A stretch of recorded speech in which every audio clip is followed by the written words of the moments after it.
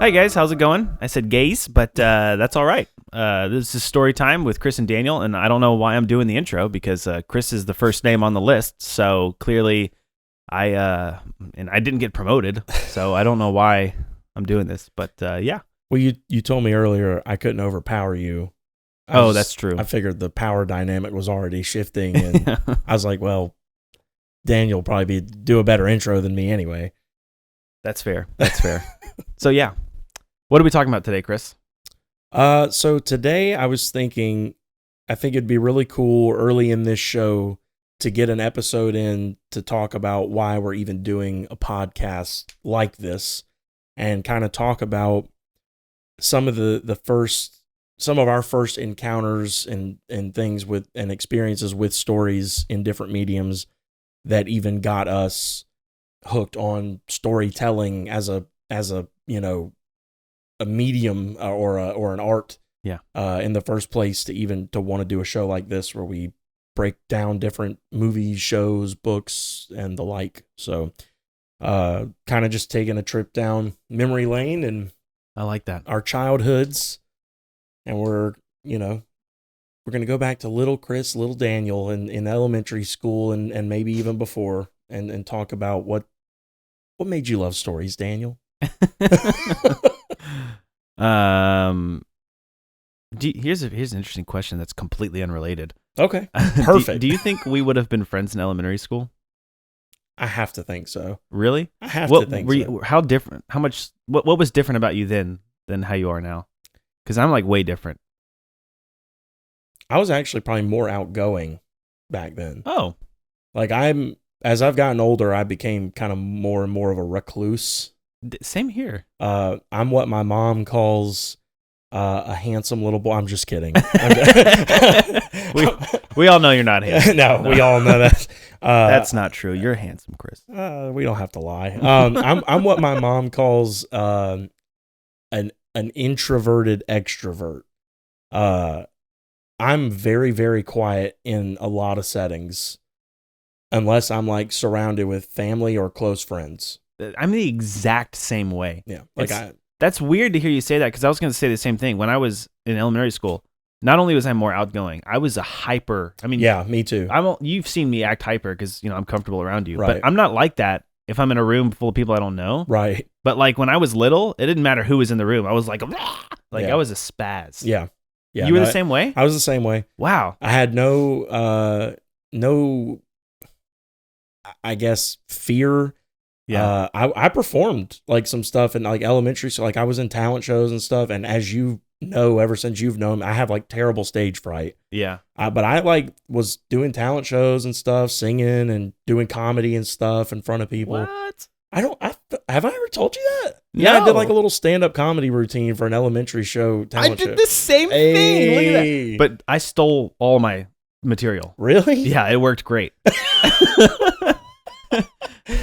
Where'd you steal it from? There's a like you just heard jokes and were like, I'm gonna do that. Yeah, well, I didn't know there was a talent show. So here's what happened. I had no idea a talent show was coming up in the school. Like knowing me, they probably told me and I just didn't listen. But there's an announcement that came over the speaker. It was like, all right, for talent show auditions, move to the auditorium. And I was like, what? Talent show auditions? So the whole time people are going up and doing things and I'm thinking, I didn't prepare for this. And you didn't have to audition, but I really wanted to. Mm-hmm. And I was thinking, man, well, a few nights ago, my dad this is back when Time Warner Cable, this guy named Dwight Slade. He's pretty funny. He put out a little special on Time Warner Cable that my dad was watching, and we were watching it together. So I just thought, I'm going to go do those jokes. This is where the only talent that was actually mine that came from this was I just have, if I like a movie or comedy or anything, I can retain everything that I've seen and like reenact it. So that was the only reason that this, like, you could give me any kind of credit for any of this, but I just 100% stole his routine. And the place was in tears. Like, I went on second to last. And Dwight, your stuff killed. He's really funny. You should look him up. But like, I remember, like, I was the school hero for a long time. Like, well, for like 5 seconds. But but the night of the talent show, I think we still have the video of me doing it too. Like, there's this one. The first joke is something like, you ever get a gnat caught in the back of your throat, you're just like, like just screaming. So I just 10-year-old kid just get up there and start doing that. Yeah, it's a good time.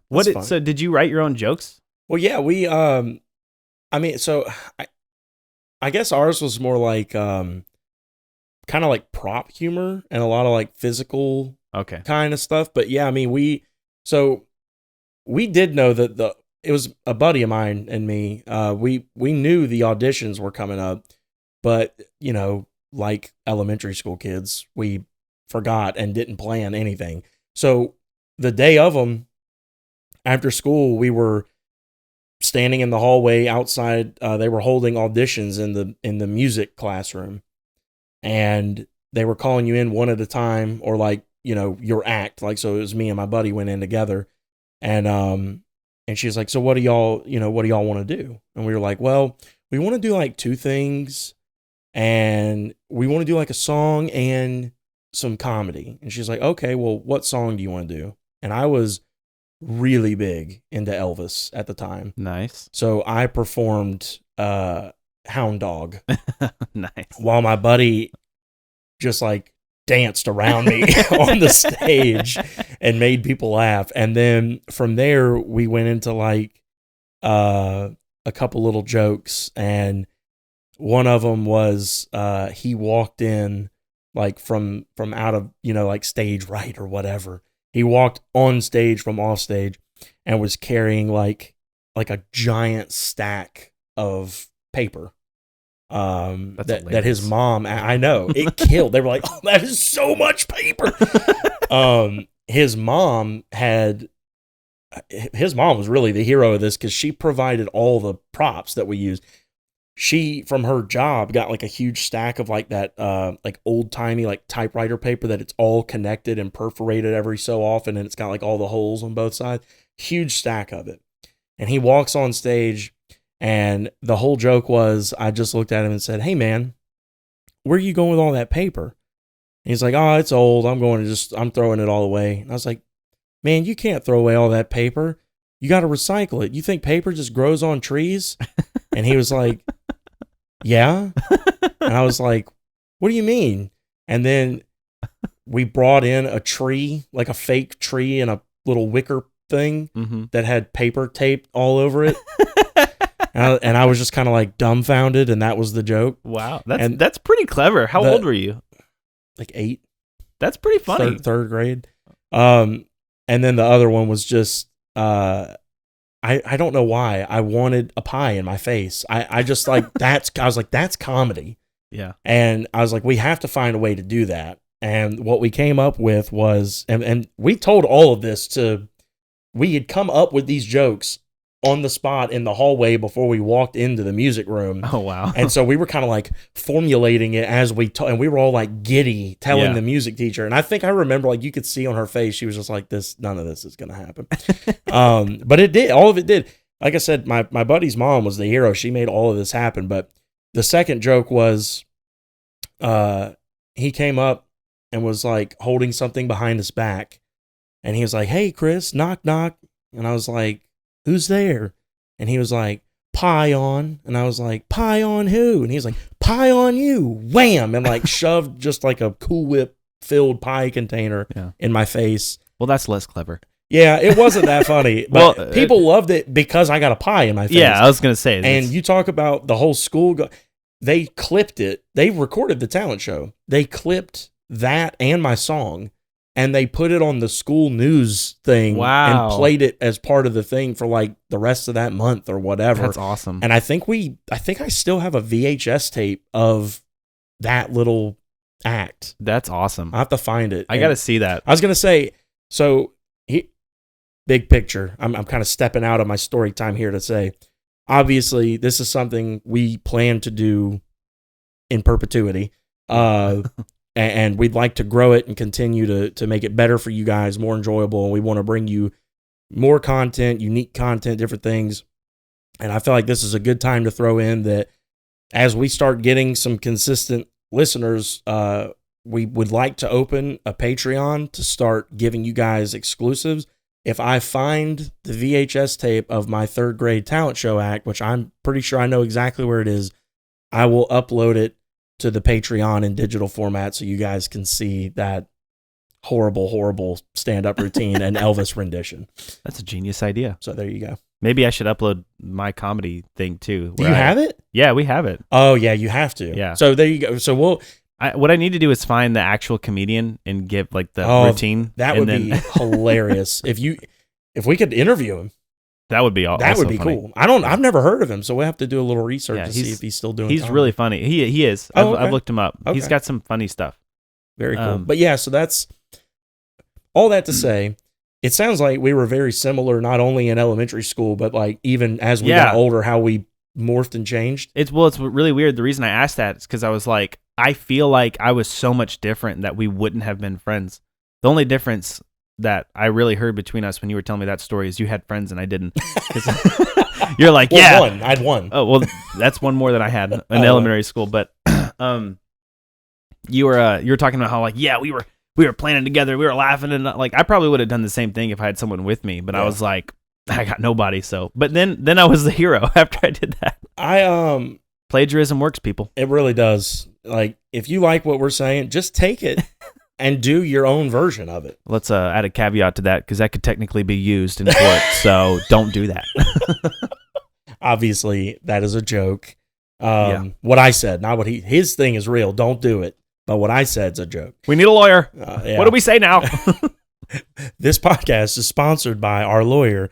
But yeah, no, that's really funny that we both did a talent show with some stand-up in it and stuff. You grew up here, right? Like, you've always lived in South Carolina. Okay. Where'd you go to school? What elementary school? I was going to ask you the same thing. I went to Red Bank. Okay, I don't know where that. Yeah, it's in Lexington. You've always lived in this area, though. Yeah. We live about an hour apart, so okay. But our address is... No, I'm just kidding. Our address is... that's... I went to Blaney Elementary for a little while, and then I went to Doby's Mill. Okay. Doby's Mill is where I did the talent show. Okay. What grade? I think it was 5th grade. Oh, okay. So you're a little older than 5th. Me. Now, I will tell you this, a little behind the scenes of that day. Oh, boy. I almost didn't go.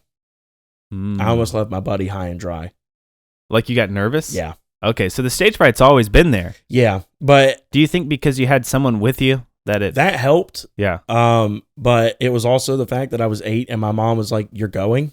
because she knew about it. She knew... I think my buddy's mom was calling her and was "Hey, where are you guys at? Like, we're about to go on here." And we only lived like 3 minutes from the schools. I mean, it wasn't a huge... We made it in time, but I mean, like, I got there, we got in the school cafeteria, and pretty much as my buddy and I walked up the thing, it was time for us to, like, we were next on deck. And that might be the last time I ever did anything like that. I mean... Good on your mom for making you go. Yeah. No, I mean, she was like, "You started this and you're gonna finish it." I was like, "Yeah, that's fair." Can I tell you, I just now, because we're talking about comedy, this is actually, I was planning on telling you these jokes, but I wasn't planning on this smooth of a transition. I made these really stupid knock-knock jokes. And the last podcast, I was telling you how the fact that you laugh so hard at my jokes cures my depression. Right. And so I'd like to feel a little better about myself today. Okay. So let's have at it. Here's what I'm going to do. I'm going to have a mouthful of water. Don't spit on that mic, please. Could you imagine what that sounds like? You just water gushing onto the mic from your spit take? No. All right, let me take a... I could have known, but my headphones won't work in the splitter. That's true. That's really sad. All right, you ready for these? Yeah, I'm ready. Hit me. All right, knock knock. Who's there? Who? Gross. All right. I knew you'd laugh at that one. I can't remember. Oh, why? Because I'm so mature. Yeah. I was just sitting around thinking of it, and then I told Claire. She actually laughed, so that was good. All right. Here's my next one. You ready? Yeah. See, I should have just done this for my talent show because I'm good at knock knock jokes apparently. All right, knock knock. Who's there? Hatch. Hatch who? Bless you. All right, now that we got that out of the way. I thought you were going to say pie on. I'm like, no. Oh, dude. Oh my gosh. Oh, we were looking up clean jokes the other day. There was one that we came across. It is so funny. It is so gross. Oh God. It's clean. It's not like inappropriate, but it just makes you like. It made me gag and laugh. Yeah, at the same I don't time. know if I want to hear that one. I'm gonna be honest with you. Okay. All right. I won't share it.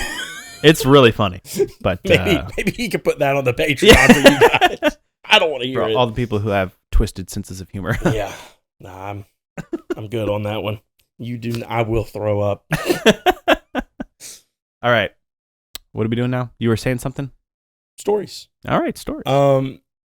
So, man, that would actually be an interesting story to tell sometime. As about because you were asking, do I think we would have been friends? How we met is an interesting story. That's true. Do you want to just get into it and kind of transition into stories? Or you want to do that another day? I don't know if it's a whole episode worth, but it is interesting. Oh, you're saying do that story for a whole episode? Yeah, like I don't know, but I don't know if I don't think it'll be. I mean, if we were to go into details of how, like, I think we can say it really quick. I mean, basically, I was in a band with someone in high school, and we kind of I left the band at one point, and we kind of went our separate ways. And then one of the guys, the guy who started the band and then brought me on as the lead singer, he reached out to you to do hip hop or something like that. Yeah, the girl he was dating at the time was someone I went to high school with, and I had posted a video of one of the songs I had done, and she saw it. And actually, I think she was just listening to it out loud, and he was like, "Who is that?" And so she reached out to me and was like, "Hey, my boyfriend does like recording. It's like he really wants to do a song with you." And that's how I met him. Okay, yeah. And then I was living in Texas when all that happened. Right. And then when I moved back here, I called him because I was thinking about starting a YouTube channel. Right. And I knew he was doing like audio and video stuff. Right. So I was just like, do you know anyone? And he said, actually, I know these two guys. And obviously we were trying to do the YouTube thing. Yeah. Yeah. And that's how we connected. Yeah. If you ever want the detailed version of that, there's probably a little more to it, but no, that's it. Oh, that's it. That's it. Well, it meant Nothing a lot more else. to me than Daniel. That's true. I've been trying to tell you this for a long. No, I'm just kidding. But yeah, no, it was an interesting way to meet, and I've never. That's why I guess I was saying we should do it one day because I don't think I've ever told you how like terrified I was to meet you. Really? Yeah, we'll save it. We'll do it another time. Yeah, that would be interesting. Now that changes the game for me. I'm like, yeah, I want to talk about this now.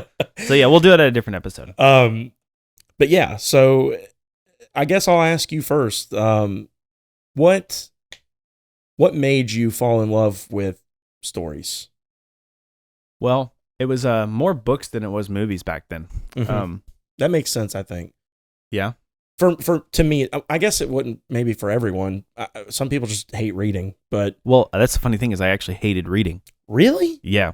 Okay, we would have been a little different back then. I was a huge book nerd. Well, my parents tell me that the school I was going to, they started using reading as a punishment. So they would make you read when you disobeyed. They'd put you in a corner and make you read. Wow. And my mom said it was around that time when I started hating reading. That's crazy. So I don't remember that being a thing, but maybe that's why I hated it. Yeah, it was really dumb. That's wild. Like if you're being bad, then make you go in a corner and read. It's like, I don't know how they think that's supposed to promote reading. But or stop bad behavior. Yeah, I know because I read a lot. Fair. So yeah, I hated reading it. I don't remember exactly why I hated reading, but there was a handful of books that got me so good that I just couldn't put them down. And I remember those better than I remember a lot of the movies that I saw when I was little. Well, some of them. There were a handful of them, but believe it or not, hardly any of them. I don't think any of them were fantasy. I wasn't into fantasy until the Lord of the Rings movies came out, and the only reason I was into those was because my brother was real into that. So he was the one he got me into all that stuff. If it wasn't for my brother, I would have never gotten into fantasy. And I really loved the Lord of the Rings movies, but that was around it came out in 2003? Fellowship? I thought the first one was like 01. I'll Google Oh, it. you might be right. But So, I mean, yeah, I was still same pretty era. little, 3rd grade, something like that. Right. But Holes, that book, That was one that really got me into 01, storytelling. by the way. Okay, 01. Yeah. For the Fellowship. 01. Yeah, so I guess I could count that. I didn't read the books that when I was that little, but the Lord of the Rings trilogy when I was in elementary school, I mean, yeah, that really was a huge factor in me liking stories. Well, let's pause for a quick second. I want to hone in on. So let's talk about Holes. Okay. I read Holes. Yeah. So what around like what age, what grade? I mean, we're talking like elementary school, right? Yeah. Okay. I don't know. I mean, somewhere between 3rd and 5th. Yeah. Yeah. So as a young kid, because Holes that's an intense story. Yeah. Like as an adult looking back on it, I'm a little shocked at like how marketed it was to like a very, like, it's not even YA. It's like for kids. Yeah. I don't consider elementary school YA. I consider like high, like 7th or 8th grade and up. Like even 6th grade is still a little like you're just getting out of elementary school, you know? Yeah. Like it used to be considered elementary school too. Really? Yeah. Okay. My parents, when they were growing up, 6th grade was still elementary school. Oh, okay. That makes perfect sense. So like to me, YA is more for like when you're actually starting to touch your teen years. Yeah. And Holes, it's intense. So as a young kid, reading that for the first, had you seen the movie or did you read it? No, I read it way before the movie came out. Okay. I remember I because we went to the theater to see a different movie, and I saw a banner for Holes, and I was like, they're making a movie about Holes! And then my dad was like, Daniel, chill out, you know? So he said, go read. You know your punishment. Yeah. So do you remember anything about that experience of like... reading it? Yeah. Like, oh, yeah. Like, let's talk through that, because I think that's super interesting. We both read that in elementary school before the movie. Yeah. And it's one that sticks out for both of us because I think it should. That's a dark one a little bit. It is dark. So but it's got a really good, I mean, it's so well written. It really, so for me, like one thing that always appealed to me and like sticks out in my mind, I've only read that book that one time. I really would love to reread it actually, but I've only read it that one time. I was like a complete nerd about the yellow spotted lizards. No, that would have been more like Titus's alley. Is it anagrams when the letters are like flipped yeah, Yelnats. Yeah, Stanley Yelnats, and it had all these different meanings throughout the book. Hold on, what? I didn't catch any of this. Oh yeah, like if you changed the letters, it was different things that came up in the book. What? Yeah. How could I have missed this? I'm pretty sure. I'm almost positive. What else did it mean? Or am I thinking that it was an oh, I just hit the mic. How dare you? What's it called when it's the palindrome? I don't know any of these terms. So palindrome is where a word is the same forwards and backwards. Okay, yeah. I knew about that. I could be wrong. Again, I've only read it but whatever it was about the name, it could have been that it was a palindrome or that it's an anagram. It 100% was that. I don't know if it was also an anagram, but and I don't even know if anagram is the right word there, but all I know is I loved that. Like that, I don't know why, but like that little detail, I'm a word nerd too. So like that was really cool that the author came up with a unique, little device to make you remember the name. Yeah. But I love that, and I loved the relationships that he forms at the camp. Yeah. Like you remembered. Again, I've only read it once. I've probably seen the movie a couple times, but like that's been years. And I remember Zero, Caveman. I think that's all I remember. Mm-hmm. But I remember those names. Wasn't there a kid with like crazy big glasses or something? X-ray, yeah. Yeah. So I mean, the characterization was really good. Yeah. What stood out to you? Like, what still stands out to you about that book? I remember just like it was the first time where I was vividly picturing what was happening in my mind. I don't know if it was the way that he described it or something, but I was actually seeing the things in my mind that he was talking about, and it was doing something to me emotionally, because One of the scenes I remember reading when I was that little is when he finally finds Zero, because Zero runs away. Right. And then he steals I was so upset when he stole the water truck and then he drove it into a hole. I was like, no, because I did not see that coming. I was like, the water truck, that's a genius idea. And then anyway, so he finally goes and finds Zero. And the way that Louis Sachar described how Zero looked when he found him was like this super malnourished, about to die kid. Mm-hmm. I remember feeling like, oh, like it just hit me. Like I just had this image in my head, which the only thing the movie did not do justice was the visuals. And even that wasn't bad. It just, I was gonna say, what do you mean? like like I said, it's not like it was bad. I'm not saying that they did a bad job with the visuals, but it's just first off, anytime you make a movie out of a book, somebody's going to be disappointed because we all picture it differently in our own minds. That's true. But to me, the descriptions, like Zero, when Stanley found him in holes, he didn't really look that bad. He didn't look like how it was described in the book. He just looked kind of tired. I will say though, it's probably they probably did that because I don't remember how it was in the book, but I know in the movie they played it like he was only gone for like a day or so. And don't get me wrong, it would have been dangerous because it's a desert. Yeah. But I mean, he wouldn't look malnourished. I mean, he would probably just die of dehydration before he would of malnourishment. Well, he looked dehydrated in the book. Like, oh, okay. it was like crackling skin and stuff. It looked like I always pictured in my head as like a rotten pumpkin. That's what his head looked like to me. Fair enough.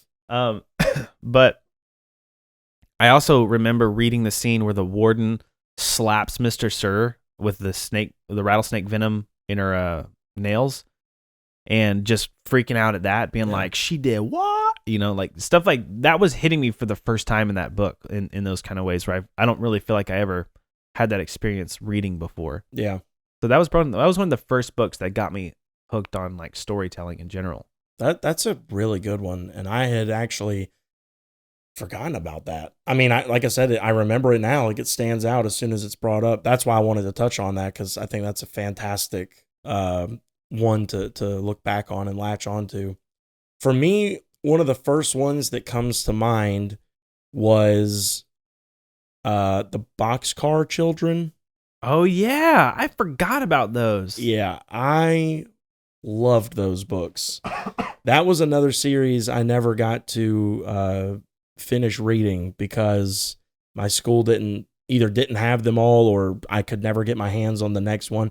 And I was a very OCD reader from a fairly early age. But I loved it just felt free.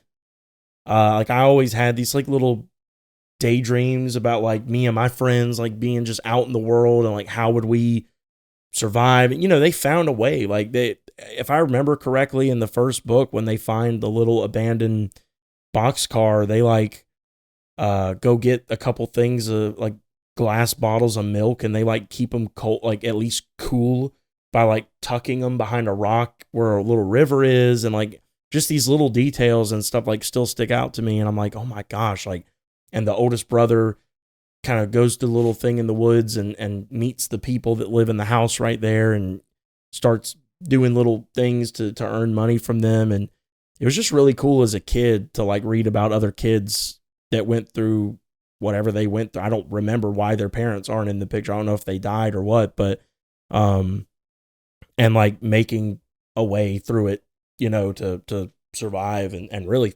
thrive, I guess, for what they're going through. But for me, I guess setting was really what stuck out for me. They're just like picturing being in the forest in the little boxcar, like, and I guess again, relationships. I'm a big character reader. If I can't get behind the character or characters, and I mean that in a positive and negative way. I mean, I'm okay with hating a character, but I need to feel something. And that's why I was saying Holes did a really good job of that too. Boxcar Kids, just that family bond of those siblings, like that was really cool. And kind of the same thing, characterization is what leads me to another one you and I were talking about, which was the series of Unfortunate Events. I was Yeah. which phenomenal characterization. Yeah. Just knowing it just being ingrained in my mind, Violet tying her hair up, Sonny biting stuff, and Klaus just being a genius. Yeah. And an iconic literary villain Yeah. in Count Olaf. I was going to say, when you were talking about I need to hate a character, that was the first character I remember reading about that I hated. Yeah. I just hated him. Yeah. I mean, he was the worst. Yeah. Him and Poe. I hated Poe. Oh, yeah. For different reasons, but yeah. So stupid and I know. just ignorant. So, again, because we both read it and that was a big one on our list, let's talk about that for a minute. Those books to me are so impressive because they're so weird. Yeah. They're so weird and niche. You can tell the author, I forget his real name, Daniel something, but yeah. But for all intents and purposes, Lemony Snicket. You can tell he is such kind of like me, like a word nerd. He does all these things where the Baudelaires in this moment felt morose, which is a word that here means, and like, you know, that's so cool. It's so different. And it was really broadening your vocabulary when you read it. And for the age range that it's kind of, you know, again, marketed to, and yet again, another book or series of books that were very dark for the age range that they're really meant for. I actually don't like them anymore because of how the series ended. Okay. Spoilers, I guess. Yeah. I don't know how it ends. You never watched the Netflix? Never finished it. And I've never read all the books. You know how you say the ending can destroy something for you? Yeah. It's got to be the worst ending to a series in the history of the universe. So that's bold. Now, I didn't even finish reading the series, partly because I grew out of it. Mm. Like, those books weren't as easy to get into when I was older. Okay. And I think it's because I missed how dark they were and how depressing they were. Like, when I was little, like, it just kind of went by me. But I always read it as like a gimmick, which it kind of was. It was. Because he in the back of the book, he does the opposite of what you're supposed to do. But when you're supposed to tell someone why you would want to read this book, but Lemony Snicket it's a letter to you saying, don't open this book. Don't pick this up. Yeah, it's just going to make your life miserable. Yeah. Which is a really clever way to... genius. Yeah, it's so good. I remember reading that and being like, all right, challenge accepted. Yeah, exactly. Let's ruin this life, this 8-year-old life of mine. Yeah. Same thing for me here. But then the older I got, when I looked back at him, I was like, there really is just no hope in these stories, is there? But I thought it was like leading toward the end, you know, where it was finally all going to work out. And it does and it doesn't. And the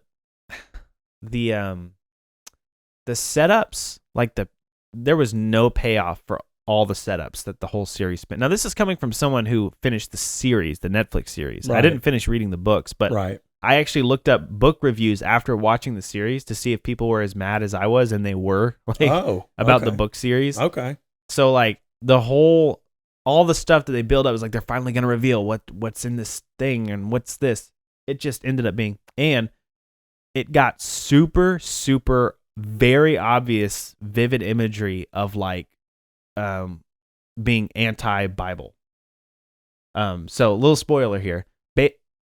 Just there's a scene in the end on an island when Klaus and Violet are dying, and a serpent with an apple shows up, and they eat it, and it saves their life. Oh, it's like, wow, that's subtle. Yeah, I know.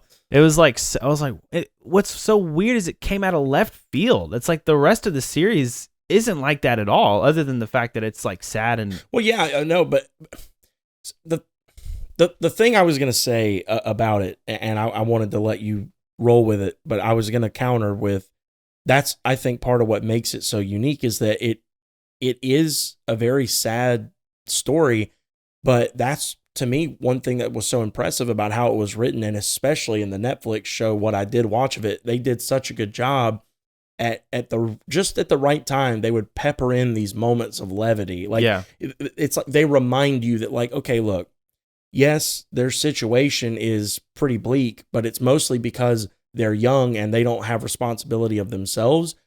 It's not, they are in danger somewhat, but it doesn't ever feel like they're in crazy danger because they portray all the adults as idiots. That's another thing I don't like about Really? that show or the series. Normally I missed don't. it when I was little, but I didn't like it. Normally I don't, but I will say that in that one I like it because it kind of makes me feel like, well, they could get out of just about anything because these guys are stupid enough to always leave a way for them to get out. In general, yeah, I don't love the idea that we're preaching to kids that adults are dummies. Yeah. But like in that series, I think it works because of the story that's being told. Sure, it serves the story. Right. I mean, I'll totally concede to that, but I just, on an ethical purpose, I don't like that message. And then the way they ended it with like the serpent was the only one who saved them. Yeah. So all the adults are going to let you down. Yeah. Listen to the serpent. Like that's essentially the message. It's like super. Like I said, if it had been more subtle, it might have been like, all right, well, I don't like that. I can overlook it. Yeah. I can pretend that's not what you're saying. Yeah. Yeah. But it was so blatant and like just came out of left field. I was like, what? That can't be how the books end. Well, I don't remember how exactly what scenes happened in the book, but all the reviews I saw had very similar like ideas about it. They were like, I don't think I remember reading a review about the whole serpent thing, but like the other things that disappointed me, like everyone else was disappointed in those on the story book wise. Yeah. Fair enough. So I guess safe to say you won't be reading those to Evangeline. No. Oh yeah, definitely not. Are there any books that you read as a kid that you think like hold up enough to where you're like, I'm going to read these to my daughter? Probably Holes. Really? Yeah. Okay. So it's not necessarily the dark aspect of Series of Unfortunate Events as much as it is the disappointment and kind of the failure of payoff, and in the show how they handled some of the imagery. Yeah, well, I mean, I have no reason to believe the imagery is any different than the books, but other than I guess I could look it up, but yeah, I mean, the message that all adults are stupid is one of the biggest reasons why I don't necessarily think I want to read in that. And then the way it ends, like I could look past some things, but Narnia, that's a series I'm going to read to her. I love Narnia. I didn't read Narnia when I was a kid, actually.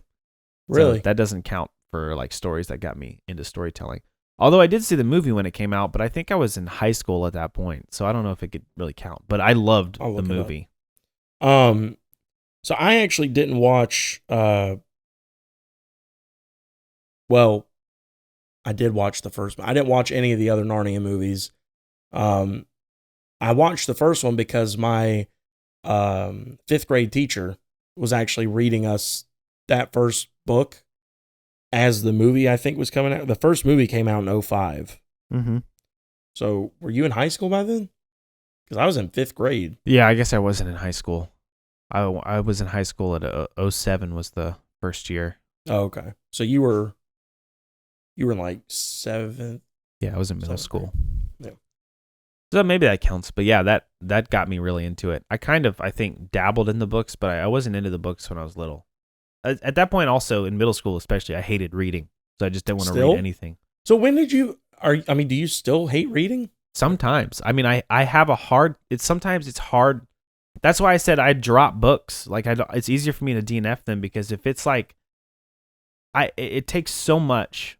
And if I'm not into the story, I don't want to do that to myself. Yeah. So I do read a lot still. I mean, if it's a good book, I'm reading a series right now that I'm really into. Okay. It's called The Five Kingdoms by Brandon Mull. So wish I would have read it when I was little, but it's so good. Okay.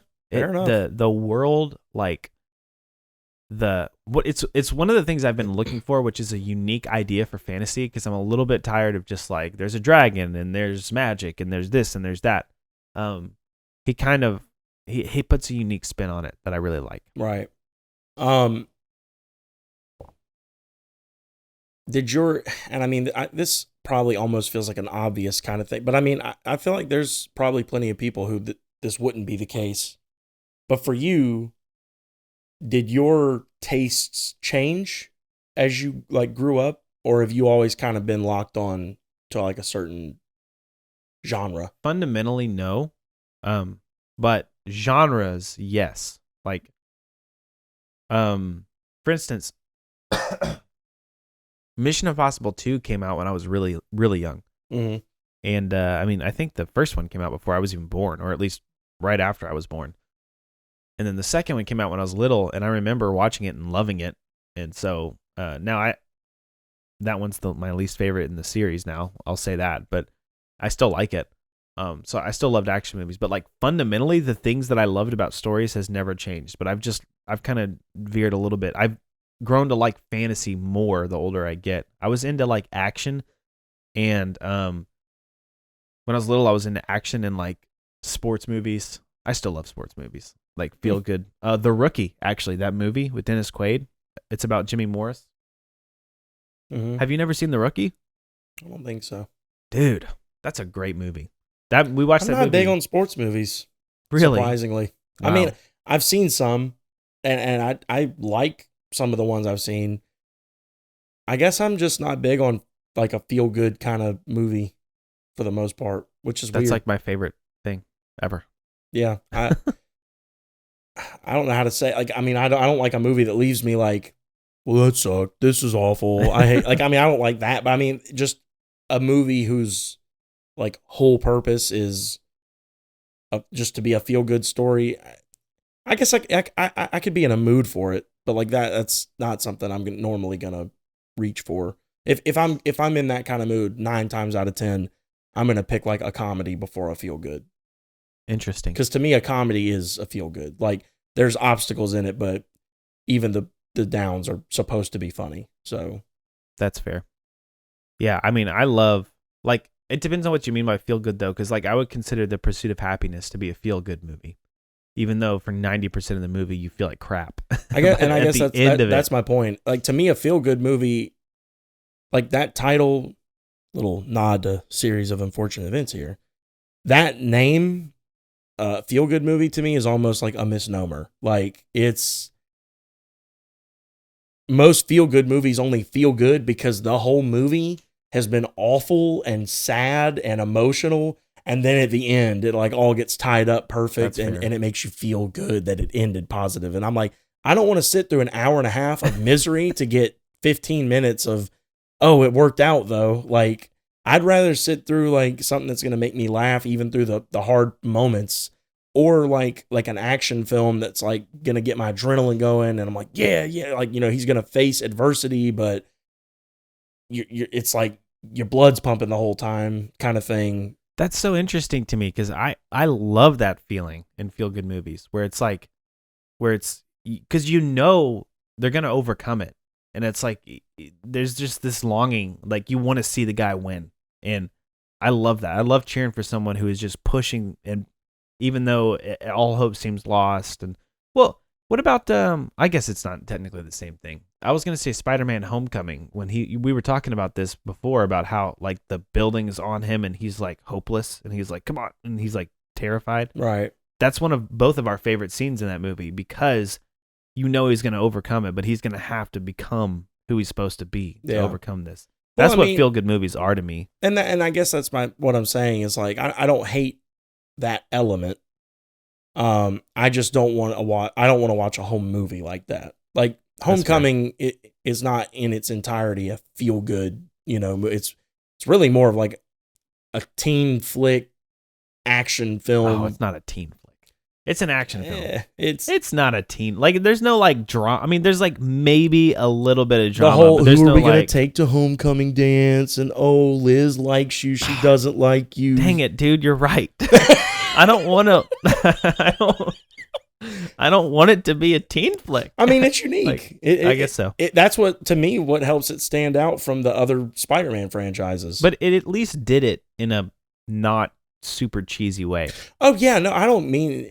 You know, it's like most people would hear someone say like rom-com and they would immediately probably think something negative because they're typically, as a whole, like society views them as like lesser for some reason. I don't know. I love rom-coms. I love a good rom-com. Yeah. I told you, I'm a huge proponent of The Notebook. I love that movie. That's not a rom-com. That's a tragedy. There's funny moments in The Notebook. That doesn't make it a rom-com. Rom-coms have happy endings. Well, it does have a happy ending. No, it doesn't. They both die. She's got dementia. Together, though. But she's got dementia, and like he's like trying to, and they at the last second they finally. It leaves you sad. It doesn't leave you going like, oh, it worked out, yay. I don't know. I mean, I don't consider The Notebook a rom-com at all. I've always viewed The Notebook as having a happy ending.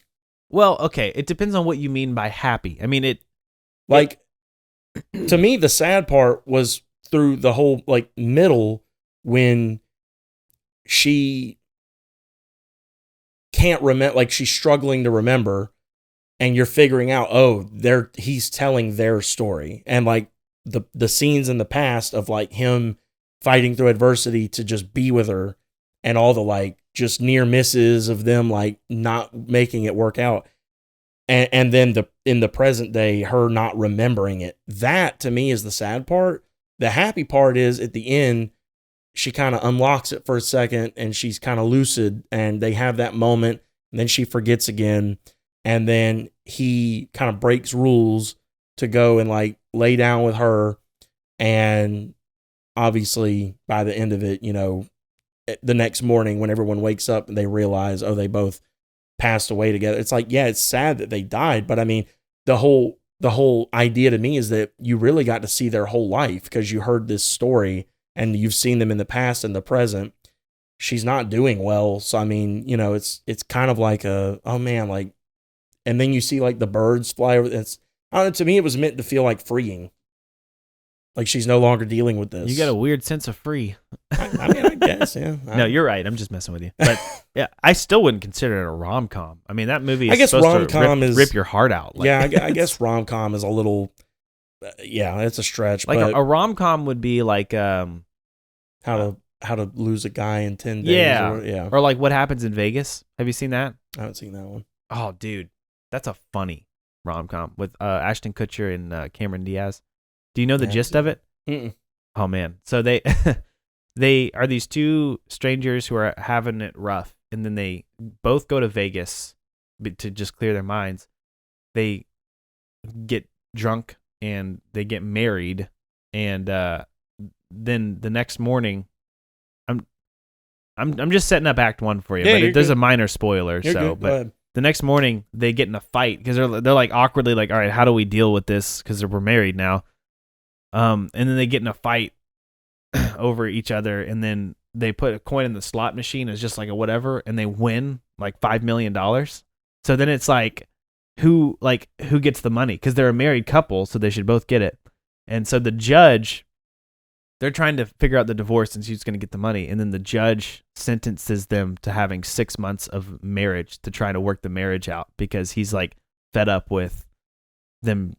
They're acting like children. He's like, you guys need to make this marriage work is what you need to try and do. So that's funny. Yeah, it's a really good idea, isn't it? Yeah, that's pretty good. See, you don't see a lot of stuff like that anymore. No, you really don't. Yeah. I don't know what's gone on with movie writing in the last decade or so, but I'm sure it has peaks and valleys. I'm sure just like everything else, but hopefully we're heading back to a peak because I want some variety in the theater again. I think we've had that conversation before, but anyway, what just happened? I moved. Oh, I guess it was the rubber in your chair. Something went. Oh, you could hear it on the mic. Oh, okay. I couldn't really hear it on the mic, so there probably was no need to say it out loud. Yeah. But yeah, I felt it in the room. Something shifted. I was like, he's here. the air moved. So another one for me. So, okay. We talked about like how Holes and a series of unfortunate events, Boxcar Children, all that stuff. Like what really appealed to me in those was the characterization and things like that. There was a whole other side of me that got like awakened when I started reading Anthony Horowitz, Maximum Ride, Alex Rider. Oh. And I don't remember who wrote the Hardy Boys, but whoever wrote the Hardy Boys, I cannot remember. I didn't read any of those. You've never heard of any of those? No, I've heard of them. I've never read any of them. Yeah, so Maximum Ride, that might have come second. I think I started Alex Rider first. Alex Rider was amazing. Like, for me, I think I was in I had to be seventh grade because I was at my second middle school. So, and I started there in seventh grade. So, in seventh grade, I just went in the library one day and was looking around for something to read and happened upon that book, the first one in the series, Stormbreaker, I want to say. And the intrigue was the front cover talks about oh, he's like a 14-year-old kid and he's living with his uncle, and then his uncle dies and it's really sad. But then when he goes to check out his uncle's car that he crashed and died, it was riddled with bullet holes. And I was like, that's interesting. That's your murder mystery lover showing up. That, and I guess I'm just now, I don't know if you could see the epiphany in my eyes, but I was like, I guess that awakened two things in me, because not only did I love the action of that series, but the mystery is really what got me to read it. But yeah, those books, man, to be around that age, to be like a 13, 14-year-old boy and reading about like a 14, 15-year-old boy traveling around the world with these cool gadgets that this agency makes for him. And he's knows these different martial arts because his uncle was training him up. Because you find out his uncle was part of MI6. And just, oh my gosh, it was so cool. I fell in love with action stuff. I didn't know action could be cool to read until I read those books. And then Maximum Ride was, when I ran out of Alex Rider books, I went to Maximum Ride, and it's about this group of kids who were experimented on, and they mixed human DNA with avian DNA. And so these kids have hollow bones, and they're super regenerative and huge wings that sprout out of their back, and they can fly, and they're really strong. And they fight these half human, half wolf creature things called erasers that their whole mission is to take out these kids because they escaped from the lab that made them. And those were okay. I actually, with my brother, went back a few years ago and reread. Is that James Patterson? You know what? You're right. That's James Patterson. Okay. Because I was thinking when I said Horowitz, I know Horowitz did Alex Rider. I was like, I don't think he did Maximum Ride. But yeah, you're right. It was James Patterson. I went back with my brother and read those again, and they did not hold up as well for me later in life. Some of it was still pretty cool, but a lot of the narrative stuff, I was like, man, stuff just happens to happen in these. They're not that good. And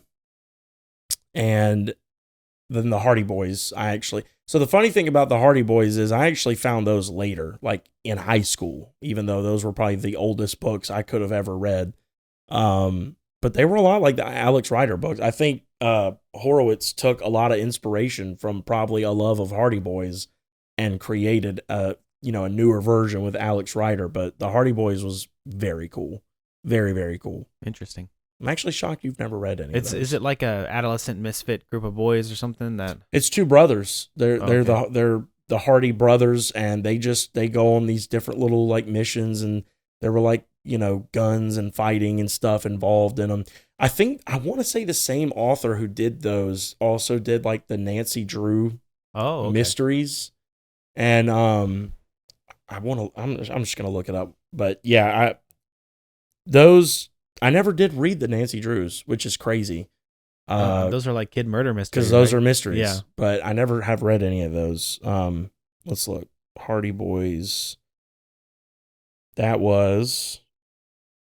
Yes, I know it was a book series.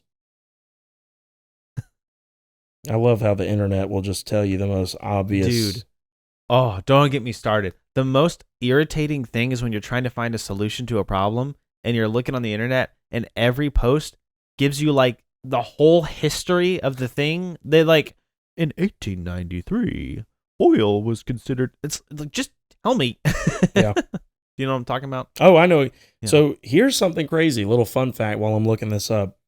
The Hardy Boys series ran from 1927 Wow. to 2005 and is comprised of 190 volumes. That's pretty loud. Yeah. Like that's loud. I don't know what else to say. And even with all that being said, still can't find the author. So anyway, What just happened to you is the thing I was just talking about. oh, well, here's a cover. Franklin W. Dixon. I Okay. don't know if that's the same guy who wrote all of them or not. I've heard that the Hardy Boys is like a really good story for like young boys to read. Oh, okay. This is why. The books were written by several ghostwriters, Oh. most notably Leslie McFarlane, under the collective pseudonym Franklin W. Dixon. Interesting. That is cool. Did you ever read the Magic Treehouse books? Yes. I loved those in like second grade. So, yeah, going back to like really early stuff, Magic Treehouse was cool to me because of like the magical element of like being able to go back to these different eras. So I would pin that up to like setting. I don't really I mean, I know as a brother and sister, but I don't really remember them all that well. Yeah, me neither. I'm the same way. It was the magical element, the setting and stuff. For some reason, there's only one part I ever remember reading, and that was when they come home after wherever they went, and their mom had made a PB and J's for them, and I just remember thinking like, my mom makes PB and J's for me. That's crazy. I'm just like these guys. Yeah. I don't know why that memory sticks in my head. Yeah, I mean, mines are funny. That reminded me. Have you ever, when you were little, did you ever hear of or read any of the A to Z mysteries? No. The Jeweled Jaguar, the other ones. There's like a bunch of other ones. No, I've never even heard of those. Oh man, that I guess would probably be my first interaction with mystery. Okay, interesting mysteries. Yeah, so I got them right here. Like, basically, it was these kids. Let me go back to the all here. No. Okay. It's a popular series of mysteries for children, kind of aimed at grades 2 and 3, ages 7 to 9, written by Ron Roy. And it was basically about these like 3 kids who would just solve little mysteries in their town of something Connecticut. And it was, you know, they're one of those, like how the Junie B. Jones books are like the Magic Tree, like real small, but I don't know, man. Something about those just really hooked me too. I don't know what it is about a mystery.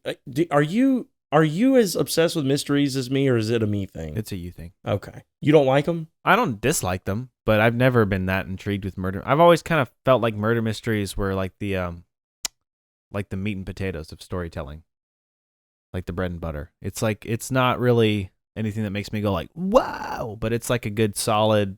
I mean, well, like I can't beat a classic murder mystery, you know? Right. Like I mean, I wouldn't even say it's just murder mystery, but like just mystery, like any kind of mysterious intrigue. Whoa, yeah. I mean, I almost feel like you can't.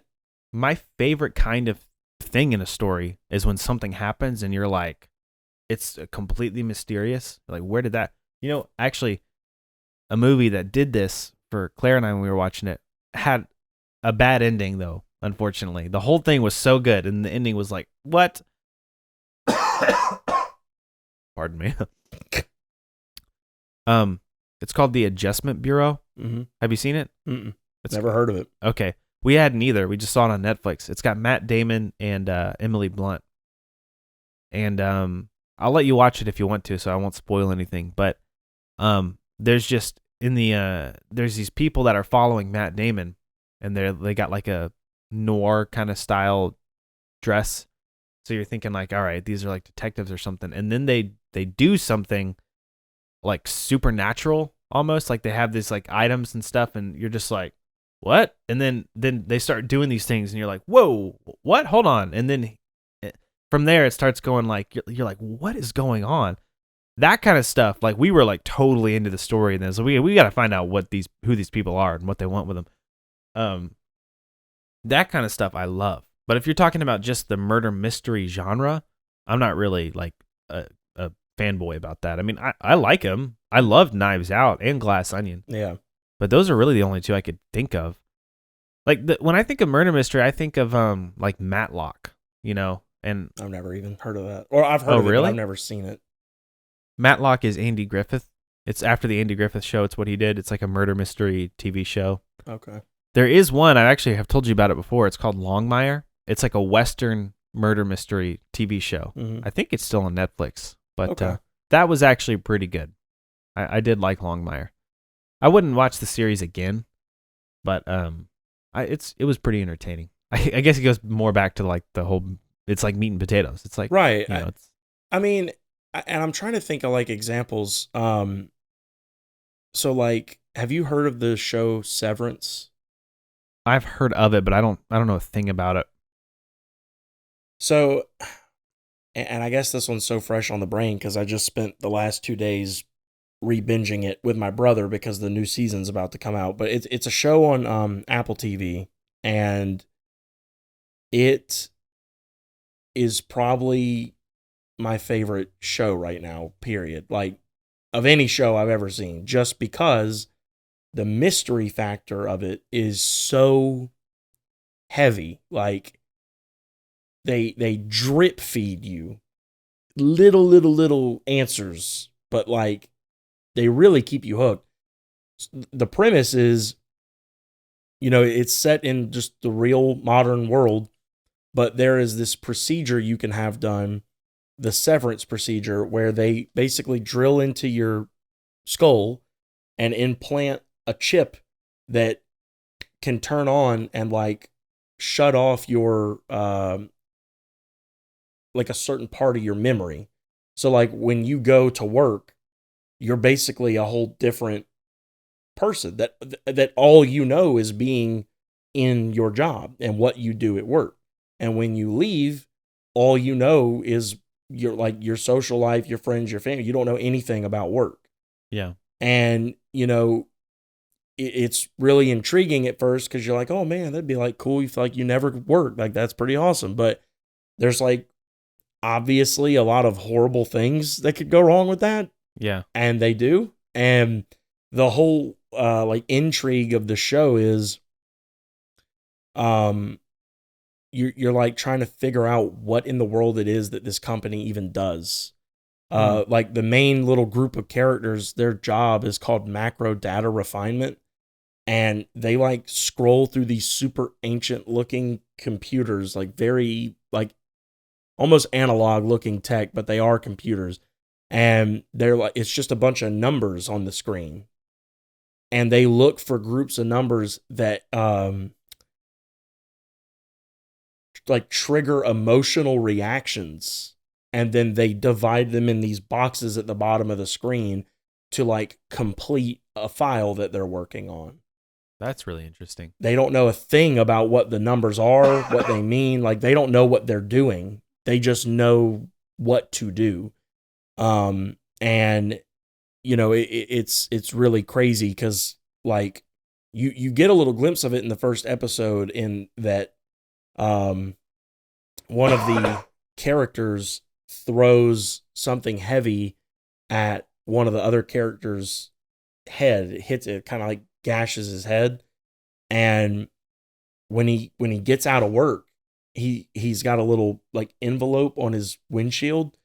And when he sits in his car and opens it, it says, we just wanted to give you this. You suffered a minor head injury while you were moving a box of paper today. And we wanted to give you this, as like a courtesy, because you got hurt. And he didn't even realize. He's like, oh, like I have a Band-Aid on my head. Like what the heck?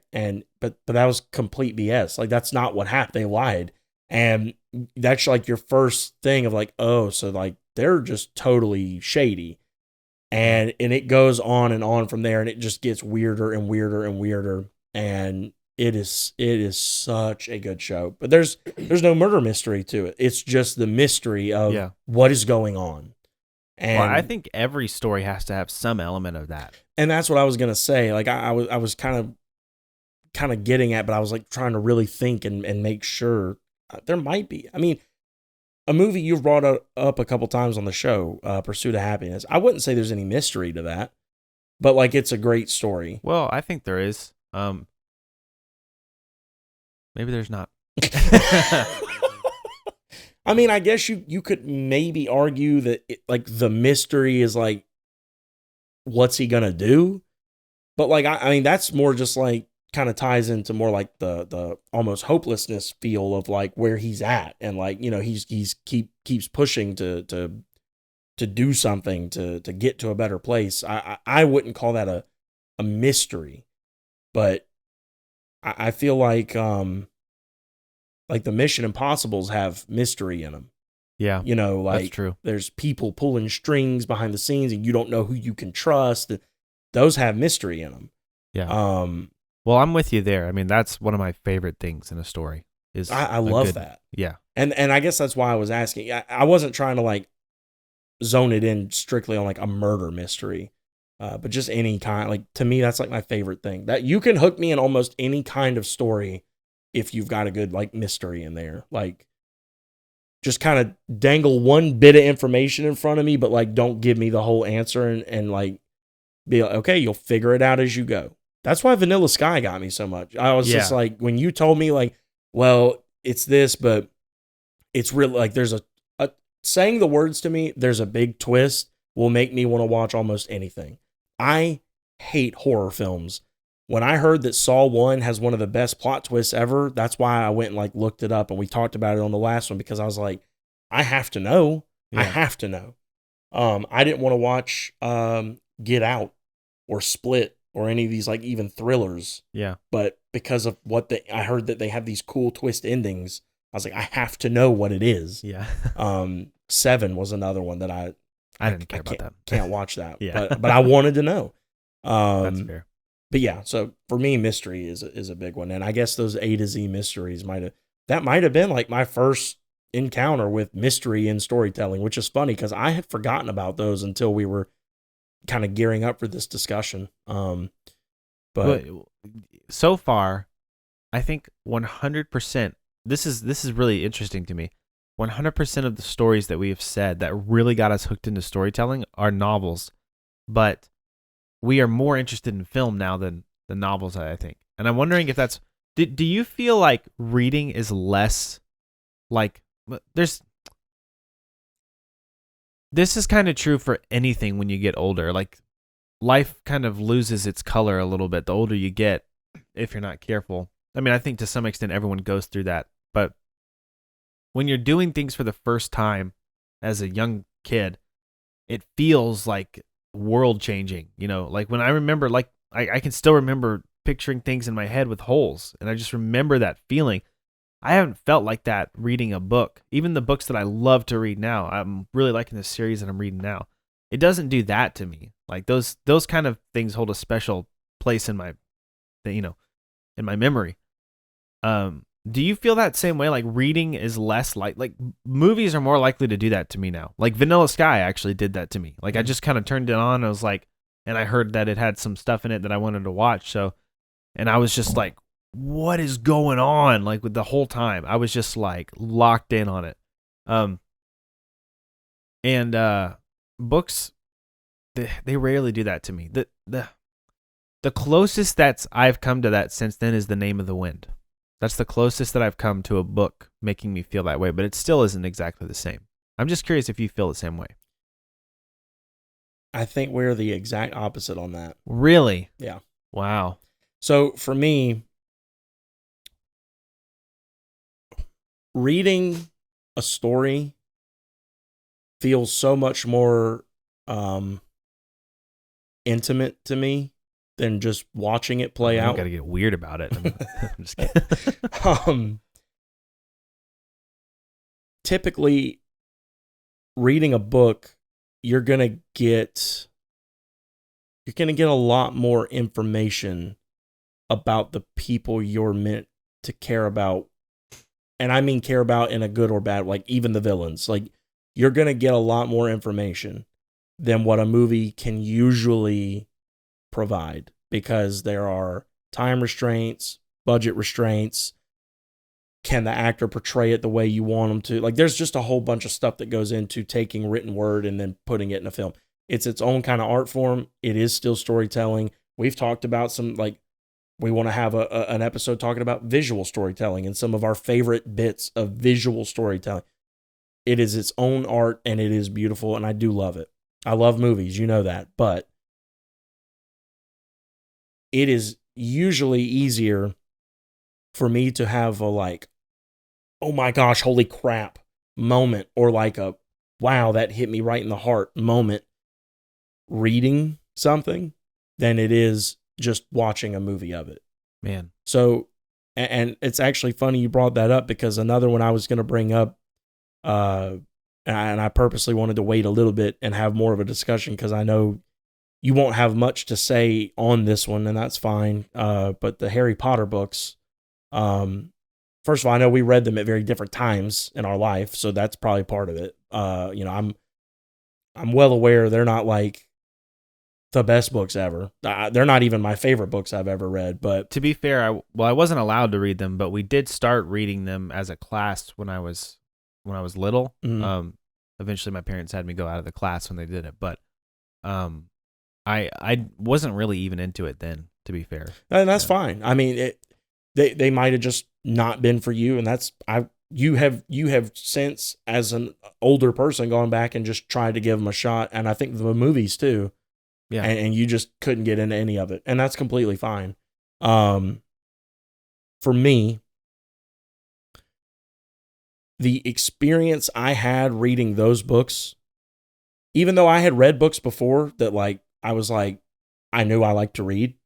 Some of the moments in those books were the first times that I was like, oh my gosh, I didn't know books could do this. Like, I did not know written word could trigger such like a strong emotional response. I remember getting physical, like, tingles, reading about when he first went into the wand shop, and like how when he got the right wand, how it responded, and the gold and scarlet sparks shot out of it. Like, I pictured that so vividly, I got chills. And I remember being like in 4th or 5th grade and in my room reading the ending of book 4 and legitimately being scared. I had never read a book that made me scared before.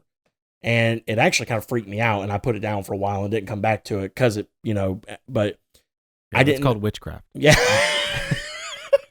That was not the reading doing that to you. It wasn't even the magic of it. It was just the hopelessness of him. I guess spoilers for a very old book. But him being alone in the graveyard, and Voldemort came back, and there was no one there to help him. And the other kid, I don't think you had really seen a kid die in any of those books until that one. And I was like, oh my gosh, like, is he gonna die here? Like, what the heck? Like, it was crazy to me. It was mind-blowing, world-changing kind of reading. And it, as I look back, those books, like a lot of the other ones I read at that age, yeah, they don't really hold up. They're not the best books ever. As much as I can't stand to say this, I think honestly some of the best written books ever would be more like the Kingkiller Chronicle. I hate saying that because I don't like giving him the credit for not finishing a trilogy, but those are. I know we've kind of talked about this before. I really want to do an episode on this, but there's another author named R.R. Verdi who wrote a similar series. We're going to do, for sure we're going to do that. I got to read them, but I do want to knock those out because I think that'd be a great episode. But like, and that's kind of where I wanted to segue into. I fell out of reading for like years, like a long time. And you actually got me back into reading. Really? Yeah. I'm learning all kinds of things that I did to you that I didn't know. You had no idea. Apparently, you were terrified to meet me. I have no idea why. You're a scary dude. Must be Dude, your intimidating Can I do a little sidebar real quick? Absolutely. This will be super short, only like 5 hours. But cool. Yeah. There was you've seen. Have you met my brother? Yeah, once. Okay, so he's not like scary looking at all. He's like shorter than me. Yeah, I mean he's not a big dude, but I mean I guess I could see where if I didn't know him, I mean he's got like a. He's got a big beard. I mean, or he had a big beard when this happened. When he smiles, he looks nice. But like, yeah, I'm just like I'm intimidated by people anyway. Okay, well then maybe you're the wrong person to ask. Yeah, but I get afraid of meeting people ever. Okay, well then that makes the whole thing less interesting to talk about. It's like if you're just afraid of meeting people, that it wasn't. But I want to hear what you're gonna say. I want to see. If No, I'm talking about when you said you were afraid to meet me. I'm like, it's less interesting now if you're just afraid to meet people in general. But oh well, I mean, I'm kind of exaggerating. But yeah. my point is like, I don't know how else to word it because I don't want to be like, I love your brother. He's really nice. I've only met him the once, but he's not listening to this. You can say what you want about him. All right. That guy? No, but like people always said this about like my dad at work, where like he just looks mean. Really? You think that about my brother?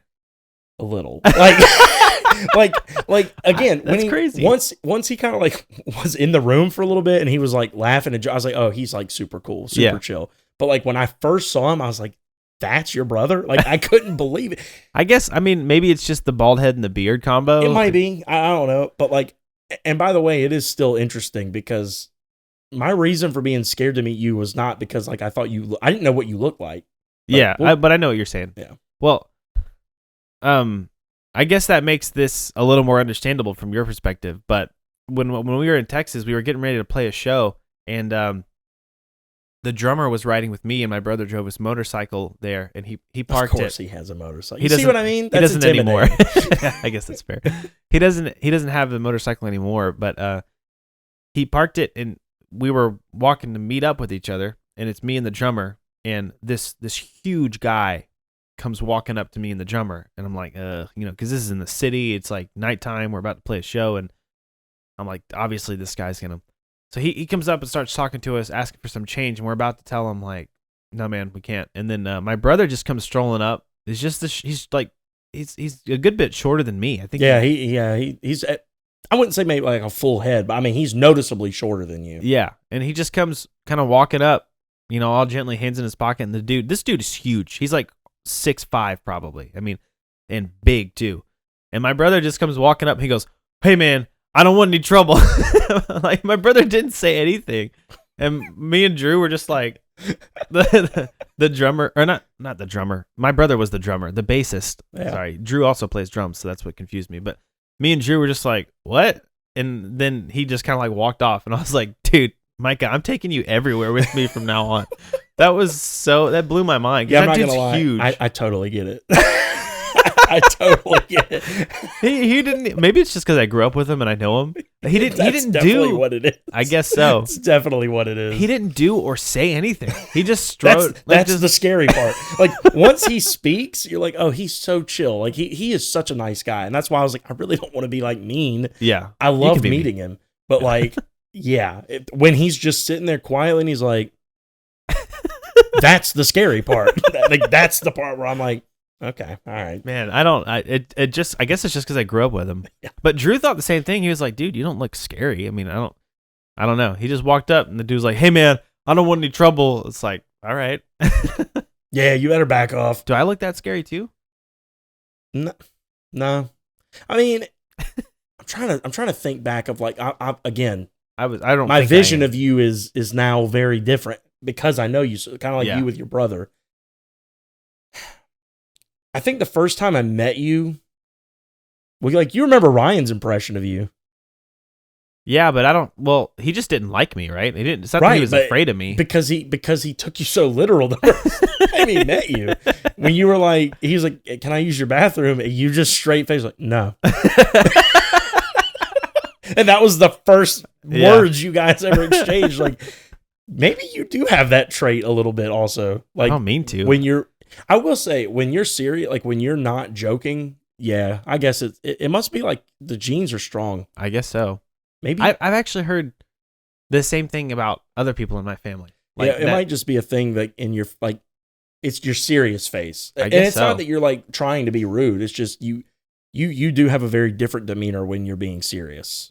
Yeah, like that. Like bearing holes right through my See, skull. but I can't keep that face. I'm just gonna laugh. So Yeah, with me. do you know what? When I was in San Francisco doing that school thing, one thing that somebody said about me is he said that I'm serious like negative 12% of the time, but when I am serious, it's the most serious he's ever seen anyone in their entire lives. I would agree with that. Like that's a very true statement about you. I don't know if you noticed that, but that's very true. I've noticed it since he said it. I mean, I get what he's saying because I'm usually pretty goofy, but like there are things where I'm just like, "Would you say?" Huh? Yeah. No, I'm just kidding. I don't ever do that, but you know what I mean? No, but I mean, for real, like you, and that's what I'm saying is like, as soon as your brother spoke, I was like, oh man, okay, now I see that they're like, I could totally tell because he is a lot like you with the kind of humor y'all have and stuff. But yeah, when he didn't, I was like, that's his brother. And honestly, I wish I had thought about it then, but I didn't. I wish I'd kind of tried to think back and be like, was that my first impression of Daniel?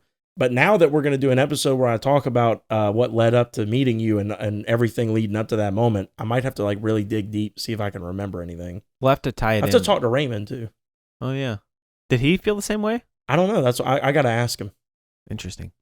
We'll have to tie it in with some kind of story topic, but which I'm sure we can do. Oh, all right.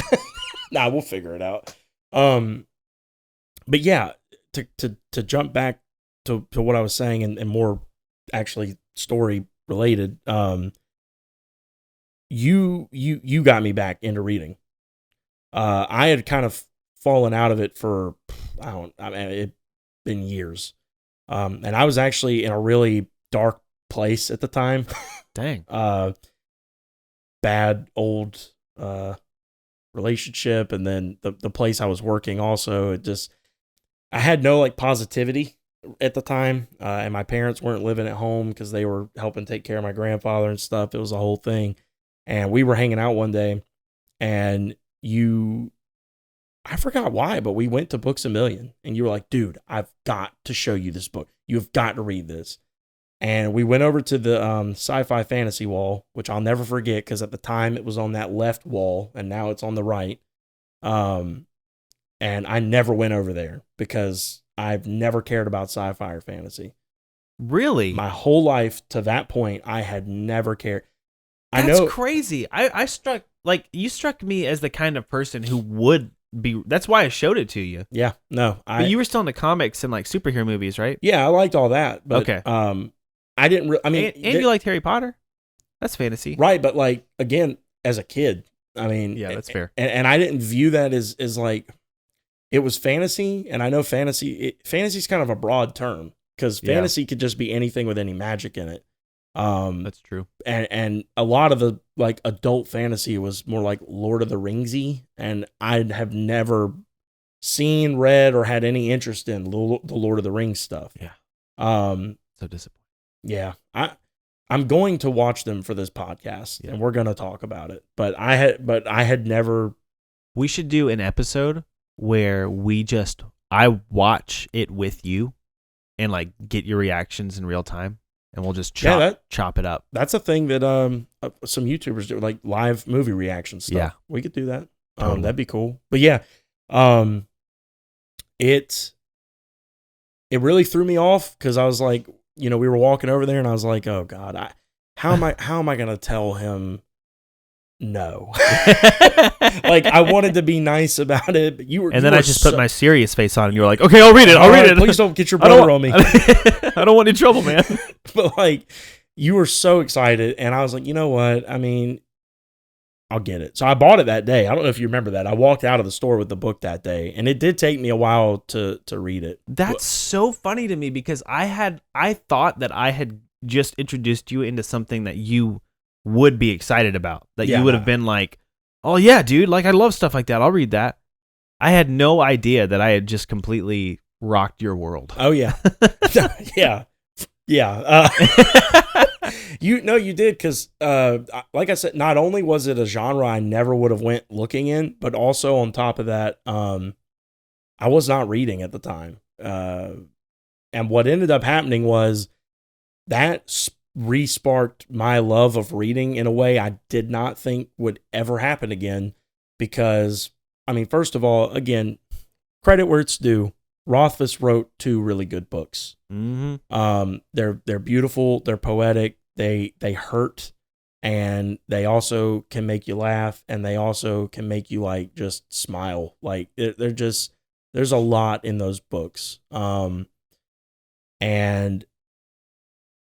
when I started reading The Name of the Wind, I will always remember where I got hooked, because honestly, even getting into it was rough. The first few chapters when he's just in Noir and he's at the inn and he's Coat and he's, you don't really know much about him. I was like, Daniel, what do you have me reading? Oh man, I was hooked from the start. Like I was so into that. I didn't, but you got to understand, you liked fantasy stuff. I had that's no true. frame of reference for what I had just gotten dropped into. Yeah. I didn't understand the whole first was it a prologue or whatever where he's talking about the 3 silences and all that. I was like, what? Like, what does that mean? What is this? Oh my gosh. I had no idea this was your initial reaction. Oh man, yeah. I'm sitting there like at my house thinking like, boy, that first chapter's gonna get him so good. That prologue like wrecked me. I was like, you want to know what got me? When he finally sits down with Chronicler and he's trying to figure out where to start the story, and he tries all these different ways. Well, first of all, I thought it was really cool that he tests him. Yeah. And he gives him all these, he just starts making like sounds and just to see how he writes. And then he figures out his writing system just like that, which was pretty cool. But then on top of that, when he gets the introduction that he wants, which is basically the little blurb on the back of the book. And again, mystery. Yeah. I've done this. I've done that. I've done this. Here's how. Well, now I want to know how. Yeah. I want to know how all that happened. I was gonna guess that the Scrael is what got you hooked. I didn't understand that was a mythical creature until I finished the book and maybe even the second one, and then maybe went back to reread it and then was like, oh, like this wasn't like an animal attack or something. Like in my mind, again, I knew this was fantasy or like fiction or whatever. I was just like, oh, well, like they're getting attacked by these things. I didn't realize it wasn't normal. Like it came from a world they weren't. That's why everyone was freaking out. I was like, oh, maybe they just think this thing's like possessed because it's like attacking them or something. I don't know. When I went back and realized, I was like, oh, the Fey realm's like almost mythic for them, like it is for us. Like it's not real. Like, so they're freaking out. But now it made sense. Yeah, there was a lot that I did not pick up on. Well, but I felt the same way when I first read it. I thought this is just a part of the world. But because I know fantasy, I'm like, oh, this is a really interesting creature that's in their world. I want to figure out more about this world, because that's one of the most exciting things about fantasy, at least high fantasy for me, is like figuring out how the world is different from ours and what the rules are, and like, ooh, I want to learn about what this creature is and how it affects. So just stuff where they like insert stuff in normal conversation that's not normal to us, but it's normal to them in their world. Like that's what I thought the Scrael was, and I loved it. And I was like, oh, I want to know what these little spider thingies are, Right. Yeah, no, I was lost. The thing that got me you're found. Was him, was him telling the chronicler that, and after that it hooked me. And you were talking about, you were asking me kind of what led me to tell this little story was, you were asking about can reading still do that, or is it more just about being a kid and kind of experiencing some of these storytelling techniques and things for the first time. Him, Kvothe sitting in the woods alone after his family is murdered. Everyone he knows and loves is gone. I'm trying not to be too much of a baby right now. Playing the lute. Yeah. And he's broken he's broken like half the strings, and he feels like he can't do justice to the songs he knows. So he just starts making up songs like the leaves rustling on the ground, but in a song. The wind going through the trees, but it's a song. Like that passage of him describing that broke me when I read it. Dang. In book 2, the scene where he's with the troops, or when the king sends him to go do the thing, he's got his little group with him, and they're coming back, and they run into the huge group of bandits, and they're basically about to die, and then he just like goes ham. That is the coolest part in that whole book.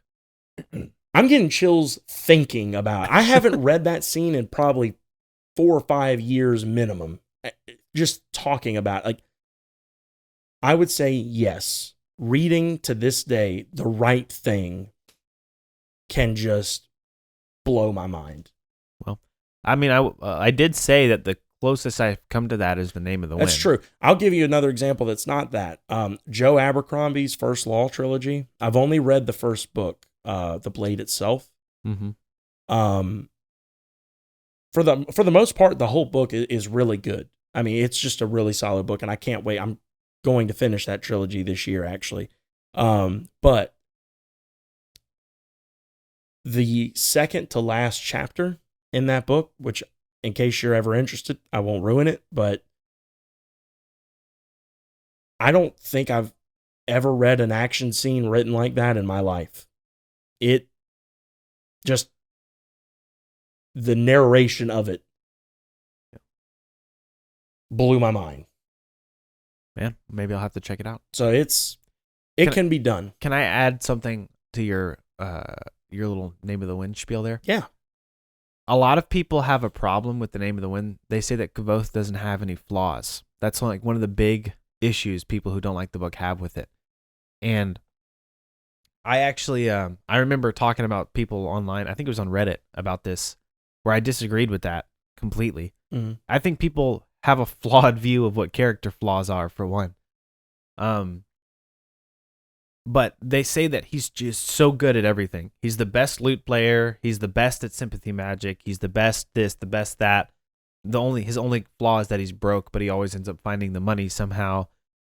That scene, that the whole series between when, so there's 2 reasons I disagree, and one of them is the part from when his parents are taken and everyone he knows and loves is gone, to the where he's in Trebon and he's getting beat up by those bullies. I mean, this is not that's a flawed character. And I've brought that up and people are like, well, that's being really harsh on him. I mean, who wouldn't be that way when their parents died? I'm like, yeah, but that's the point, is he's human. That's what flaws are supposed to make you feel, like they are human. They aren't perfect. Of course, like anybody would be tragic, but a character without flaws would just brush that off their shoulder and be like, parents died, no big deal. Here I go to save the day. Right. He has to learn how to grow and deal with that pain before he can become who he is, and he's got to overcome it. And really, I would argue he hasn't even done that, because I think he just kind of found a way to lock it away. Well, that's actually the second part that I was going to say, that I think why I disagree with that statement is usually the way 3-act stories work is the hero at the third act, before the last battle, they come to the black moment, which is where all hope is lost, and they have to learn how to overcome their flaw if they're going to defeat the villain. And that's when they move on to the plan, which is to fight the villain. The story in book 1 starts in the third act because he's Coat. He's obviously done something that has wrecked his whole life. Yeah. That's wrecked the whole world. And so he's in that spot. We're given a hint into that at the very beginning. So I think that's kind of dumb. And part of the reason he seems so awesome at all this stuff is because he's telling a legend. It's supposed to have some kind of embellishment to it. That's the whole. Yeah, exactly. It's like, that's part of what makes it such an interesting story, is like, he's so good at all this stuff. How did he end up as this kind of loser innkeeper? Right. Who can, what I hope, we're probably never going to hear this because the third book's probably never going to come out. But what I'm hoping we'll conclude with is something like we'll catch up midway, or at least 3/4 of the way through the third book with present time. And then that's going to be the moment where he's going to have to overcome something and rescue everyone from the Fey realm. Right. most people don't think that's going to happen, and I tend to agree with him because just knowing Rothfuss, like the little I know about him, I think he's setting it up for a huge tragedy, and it's just going to be like hopeless at the end, which I'm not like. I would be really disappointed, but I think that's if the third I guess that's the best thing about the third book never coming out is I don't have to be disappointed in that aspect. That's true. For all you know, it could end very happy. Yeah, that's true. What do you think of Denna? Do you hate her? I this is another flaw too, by the way. Kavoth's obsession with Denna. It's like, dude, like that's being like she's obviously stringing you along. Yeah, of course I don't like Denna, but I like Kavoth even less than when it comes to Denna. Oh, yeah, okay. sorry. Not in general. No, not in general. Like, but in those situations, yeah, you put a lion's share of the blame on Kavoth. Oh, almost 100% of it. Okay. It's like the only reason she's doing any of this to you is because you're going along with it. He's such a simp. Yeah, I know. No, I mean, I get it though because a lot of like I was like that in high school too when it came to. I mean, he's. Well, yeah. I don't know. We could probably go on and on about it. We're going to have to do a King Killer episode. We're going to have to. I just feel like even with everything you just said, there's so much more we could talk about there. That's very true. We'll have to add that on the list too. But yeah, I mean, all that to say, the right books, the right stories can still evoke that in me. And movies too. We haven't really talked about a lot of movies. And like you said, a lot of your list, because of how early we're going, was going to be books. But it's funny. I told you earlier I had a different angle on it that I didn't think you were necessarily going to see coming. And I'm going to shoehorn it in here. Oh boy. I think one of the first things that got me hooked on any kind of stories was my dad telling stories. Really? That's crazy that you said that because I was going to think to ask you if you've ever had like a vocal storytelling experience where someone just tells it to you. So some of my fondest memories are sitting with like my entire family, like even like extended family, at like holiday functions or just going over to visit or whatever.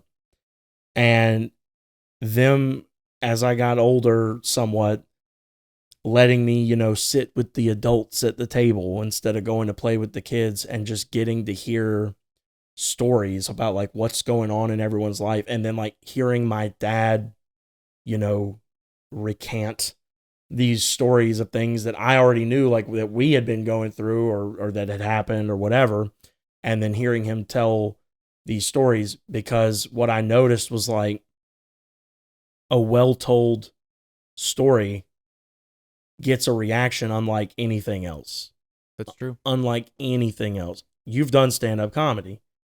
That's probably the closest you could come to that feeling of just like, but the thing with a story is like a story can get you that reaction laughing. It could get like a a room gasp, or it could get, anger. You could evoke anger. I mean, you could do it with any emotion.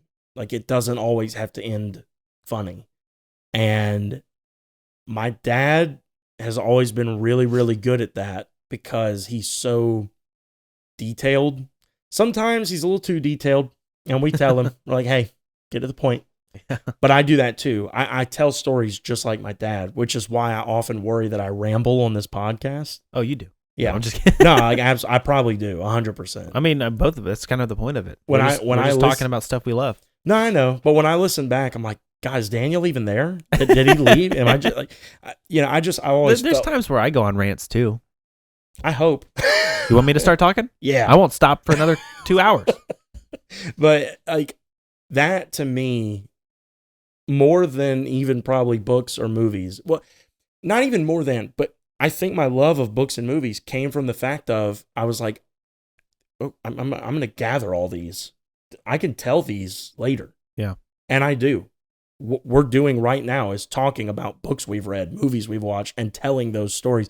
Because not only do you get to tell the story that is the book or movie and talk about it, but you get a whole story about your experience with it. Me telling you about you dragging me to Books A Million and telling me about this book and that was a story for you. Like you said, you had no idea of any of that. Like Yeah. that, my experience with it and your experience with it is what got me to read it. Like Yeah. that was a story. So I think that was really actually my first love of it, was hearing my dad tell stories about like just craziness and like talking about having kids and blah, blah, blah. And to my other family members, and then hearing them do the same and just the reactions it got and whatever. Cause nothing evokes those reactions like family.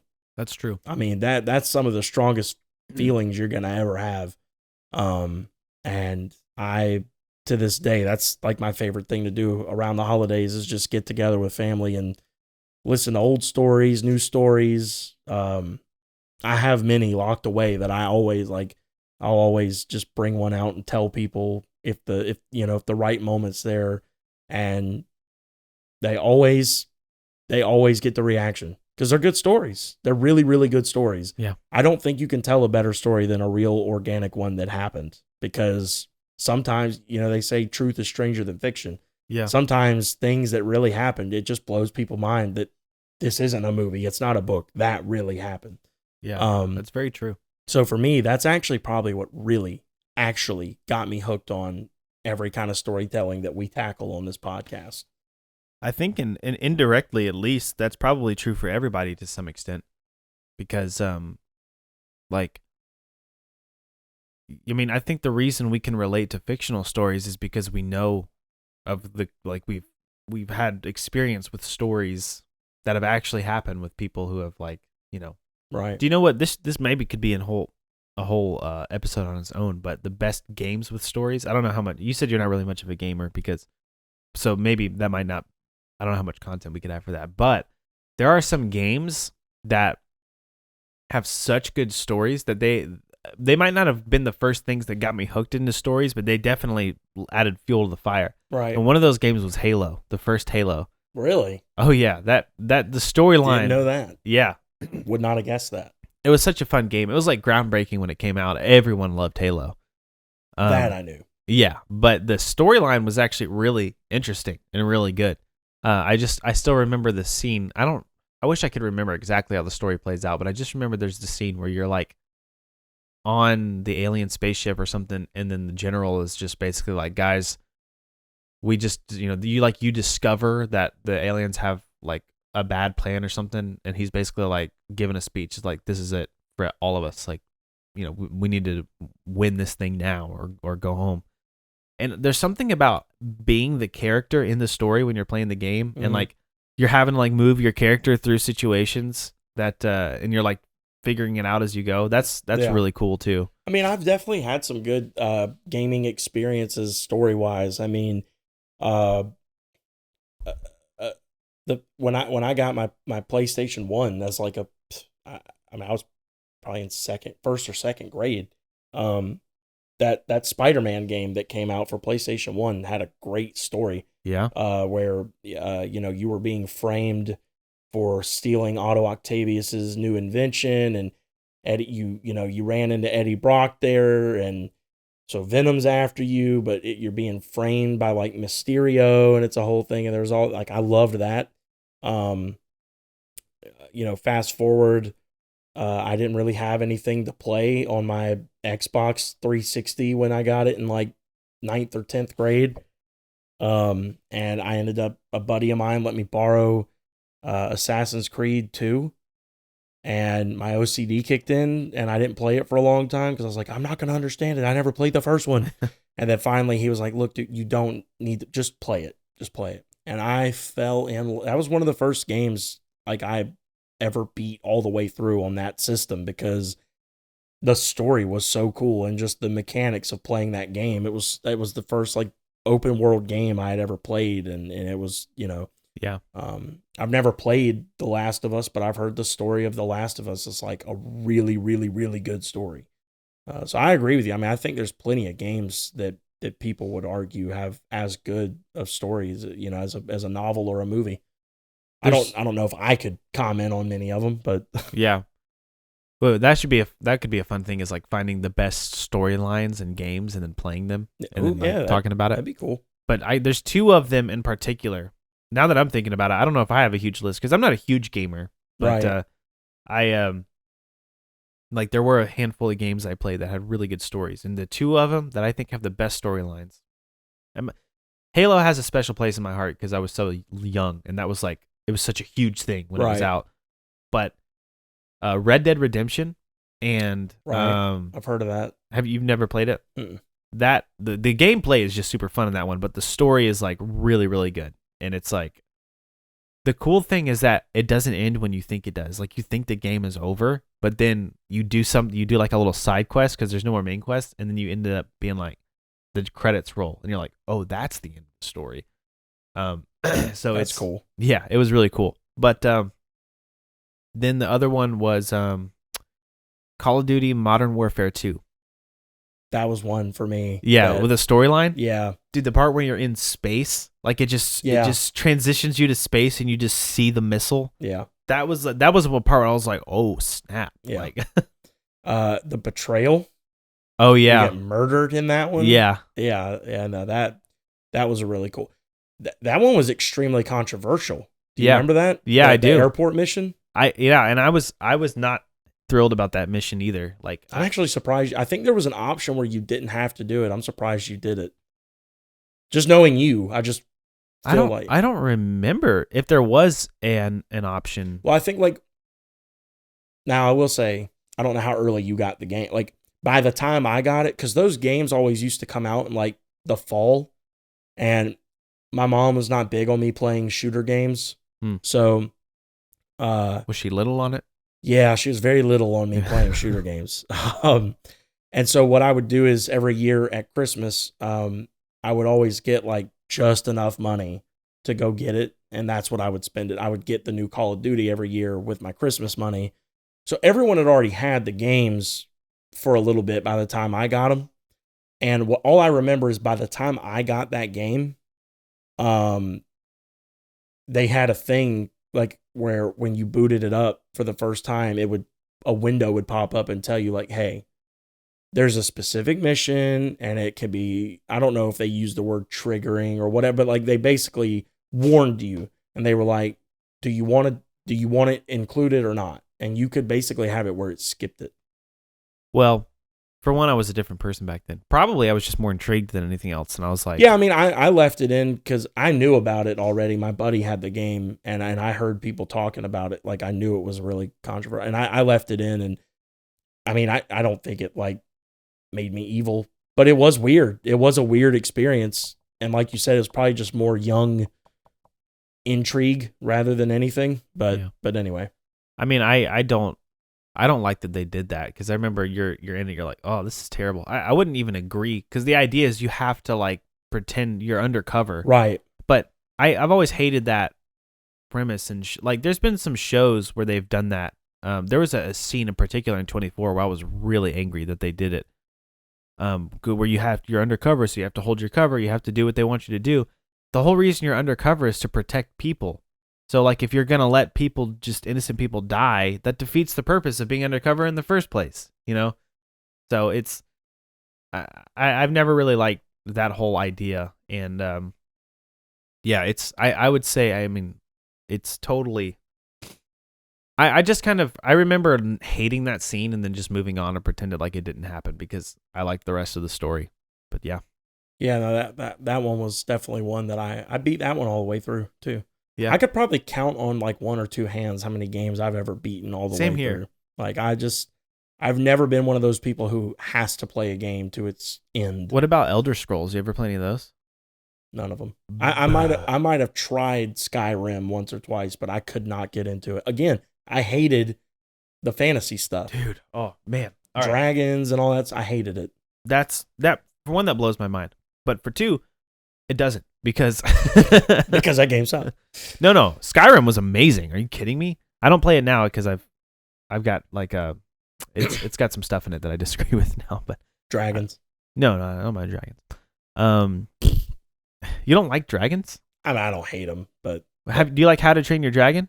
I actually do like those movies. Those movies are so good. Yeah, I love those movies. Anyways,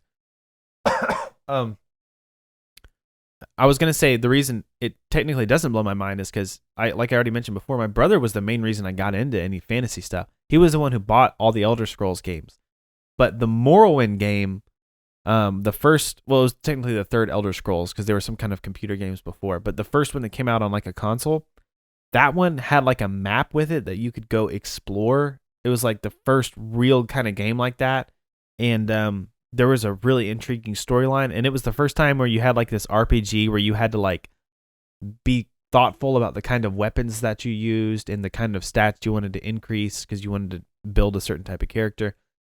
And that was like really, I don't really even remember the story that much in Morrowind. I don't remember anything about the story actually. I just remember loving it, partially because of the gameplay.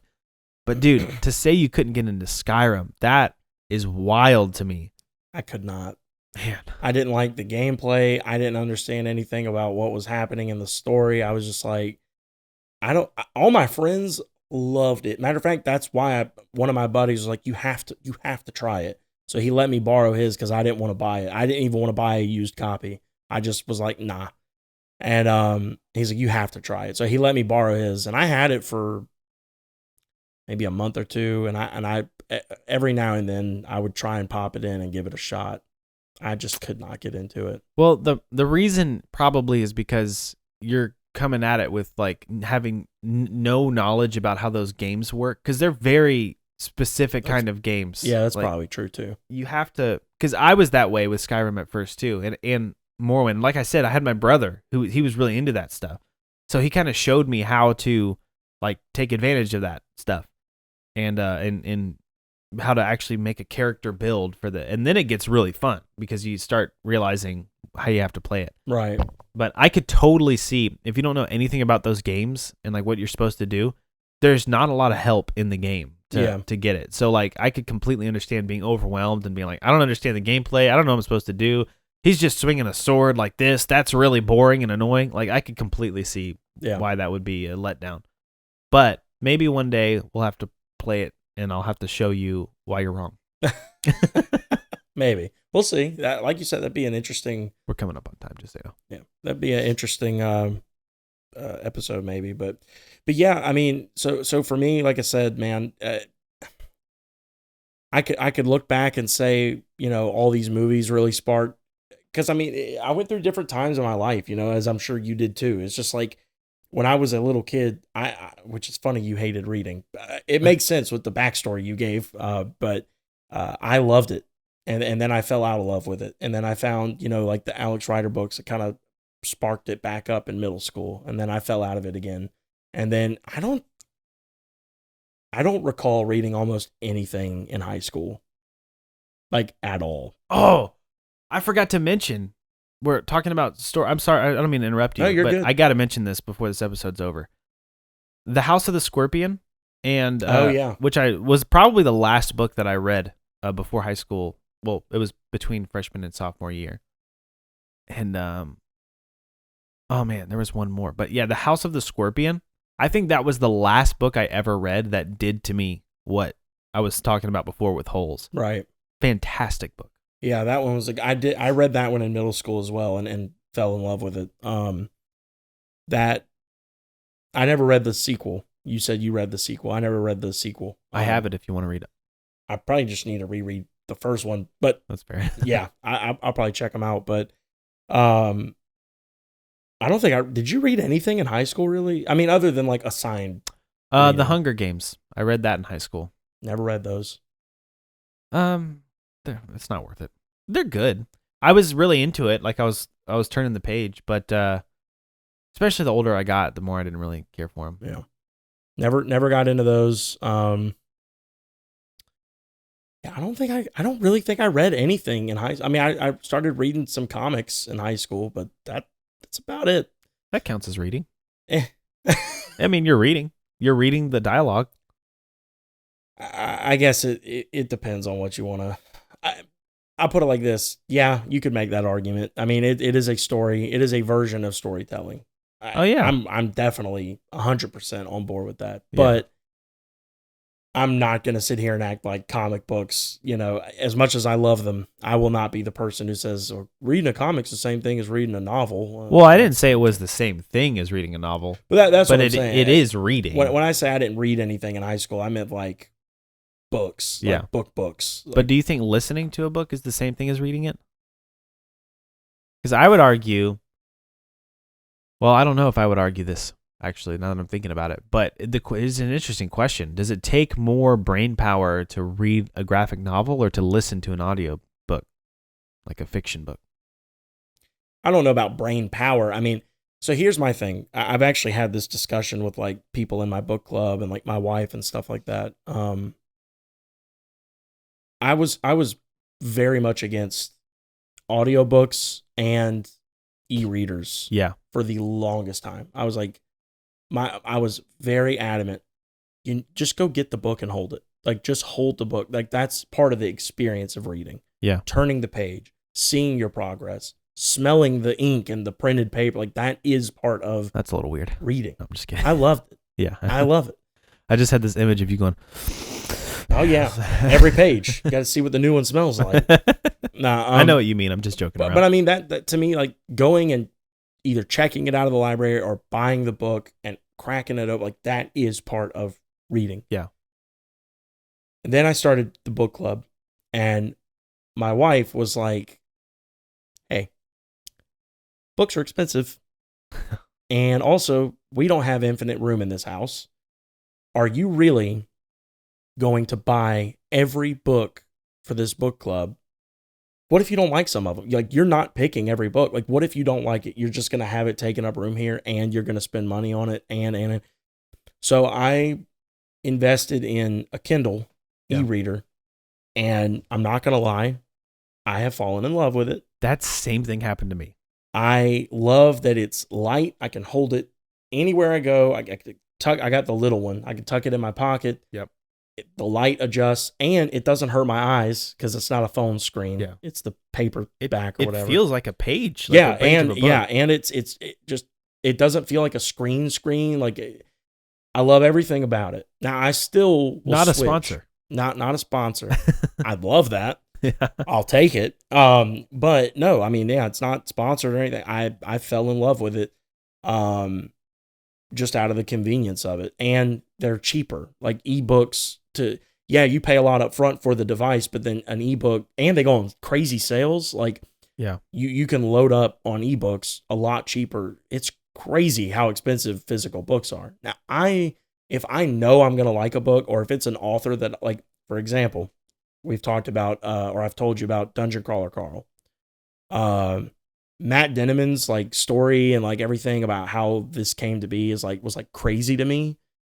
And though I had already purchased some of them on the e-reader and on Audible because I love those audiobooks, he's doing a release of the series now in physical, like in hardback, because now he has enough money and like notoriety from this series to where he can justify putting them in bookstores. Mm-hmm. And obviously it's really meant to like catch the attention of people who just might not have known about it. But I now own them in hardback. First of all, he added some extra stuff, which I wanted to read.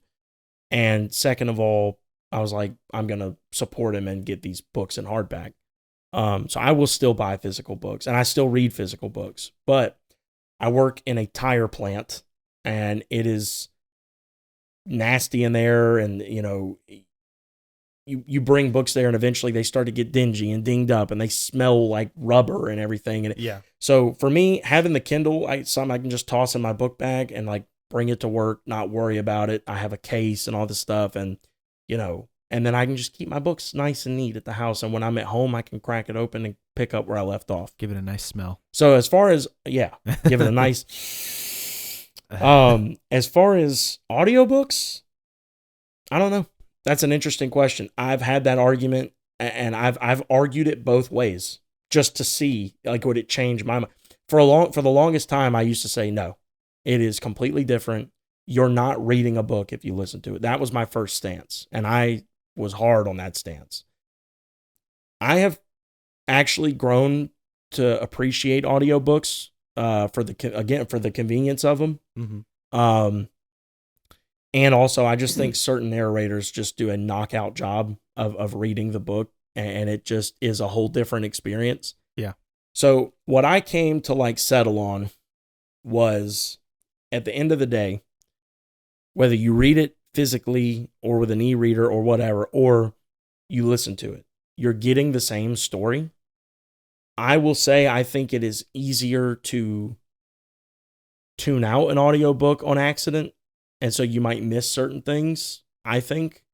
But at the same time, there are times you can listen to an audiobook that you couldn't read the book.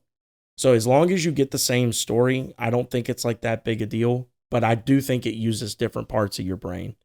And because of that one reason, I say that, I still would prefer to read it, but I'm not above an audiobook. Where do you stand on that? Since you asked, I'm just curious. Well, I was just asking, do you think it takes more brain power? I was just curious. I mean, I don't really have a hard stance either way. I used to think that it was like cheating to listen to an audiobook for like school, because I was like trying to educate myself, but I don't think it's cheating anymore. Actually, when you think about it, audiobooks are more like the most ancient form of storytelling. Well, that's actually what I was going to bring up, because I was talking about like my dad telling stories and stuff. I mean, really, like you said earlier, like oral storytelling was, I mean, that was the thing for the longest time. Before TVs, people would gather around a radio and listen to like stories on the radio and stuff. That's actually War of the Worlds, how it became a thing. It was a radio hoax. Really? Did you not know that? Have you never listened to the original War of the Worlds radio? No. People were freaking out. It was like in the 50s. Someone was coming on the news and saying like, there's this thing, it's a tripod, it's shooting people. People were like freaking out about it. Oh my gosh. I learned that in elementary school. Like I did not know that. Yeah. You should look it up. It's pretty cool. Yeah, I'll have to look into that. But I think we're all out of time for today. So Sounds good. Stop talking. No, Okay. I'm just kidding. No, I'm just joking around. No, yeah. I think that was a good little trip down memory lane. It was. And insightful for, instead of just telling people, hey, this is why we're doing this, I just thought this would be a good idea of like really talking about what got us into the story so much that it would make us want to do a whole show about it. Yeah. And I think it gave us some good ideas of things to tackle for future episodes. So the list is ever growing, but as always, we thank you guys for tuning in.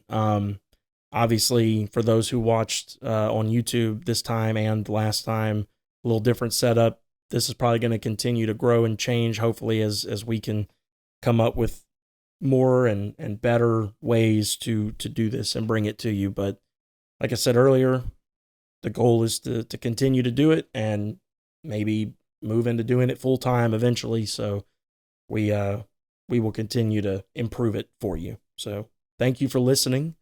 Thank you for tuning in, whether it be on Spotify or YouTube, or are we on the iTunes podcast? I forgot to ask you. Yeah, Apple Podcast. or the Apple podcasts app as well. Wherever you can get podcasts is, I guess, where we're at.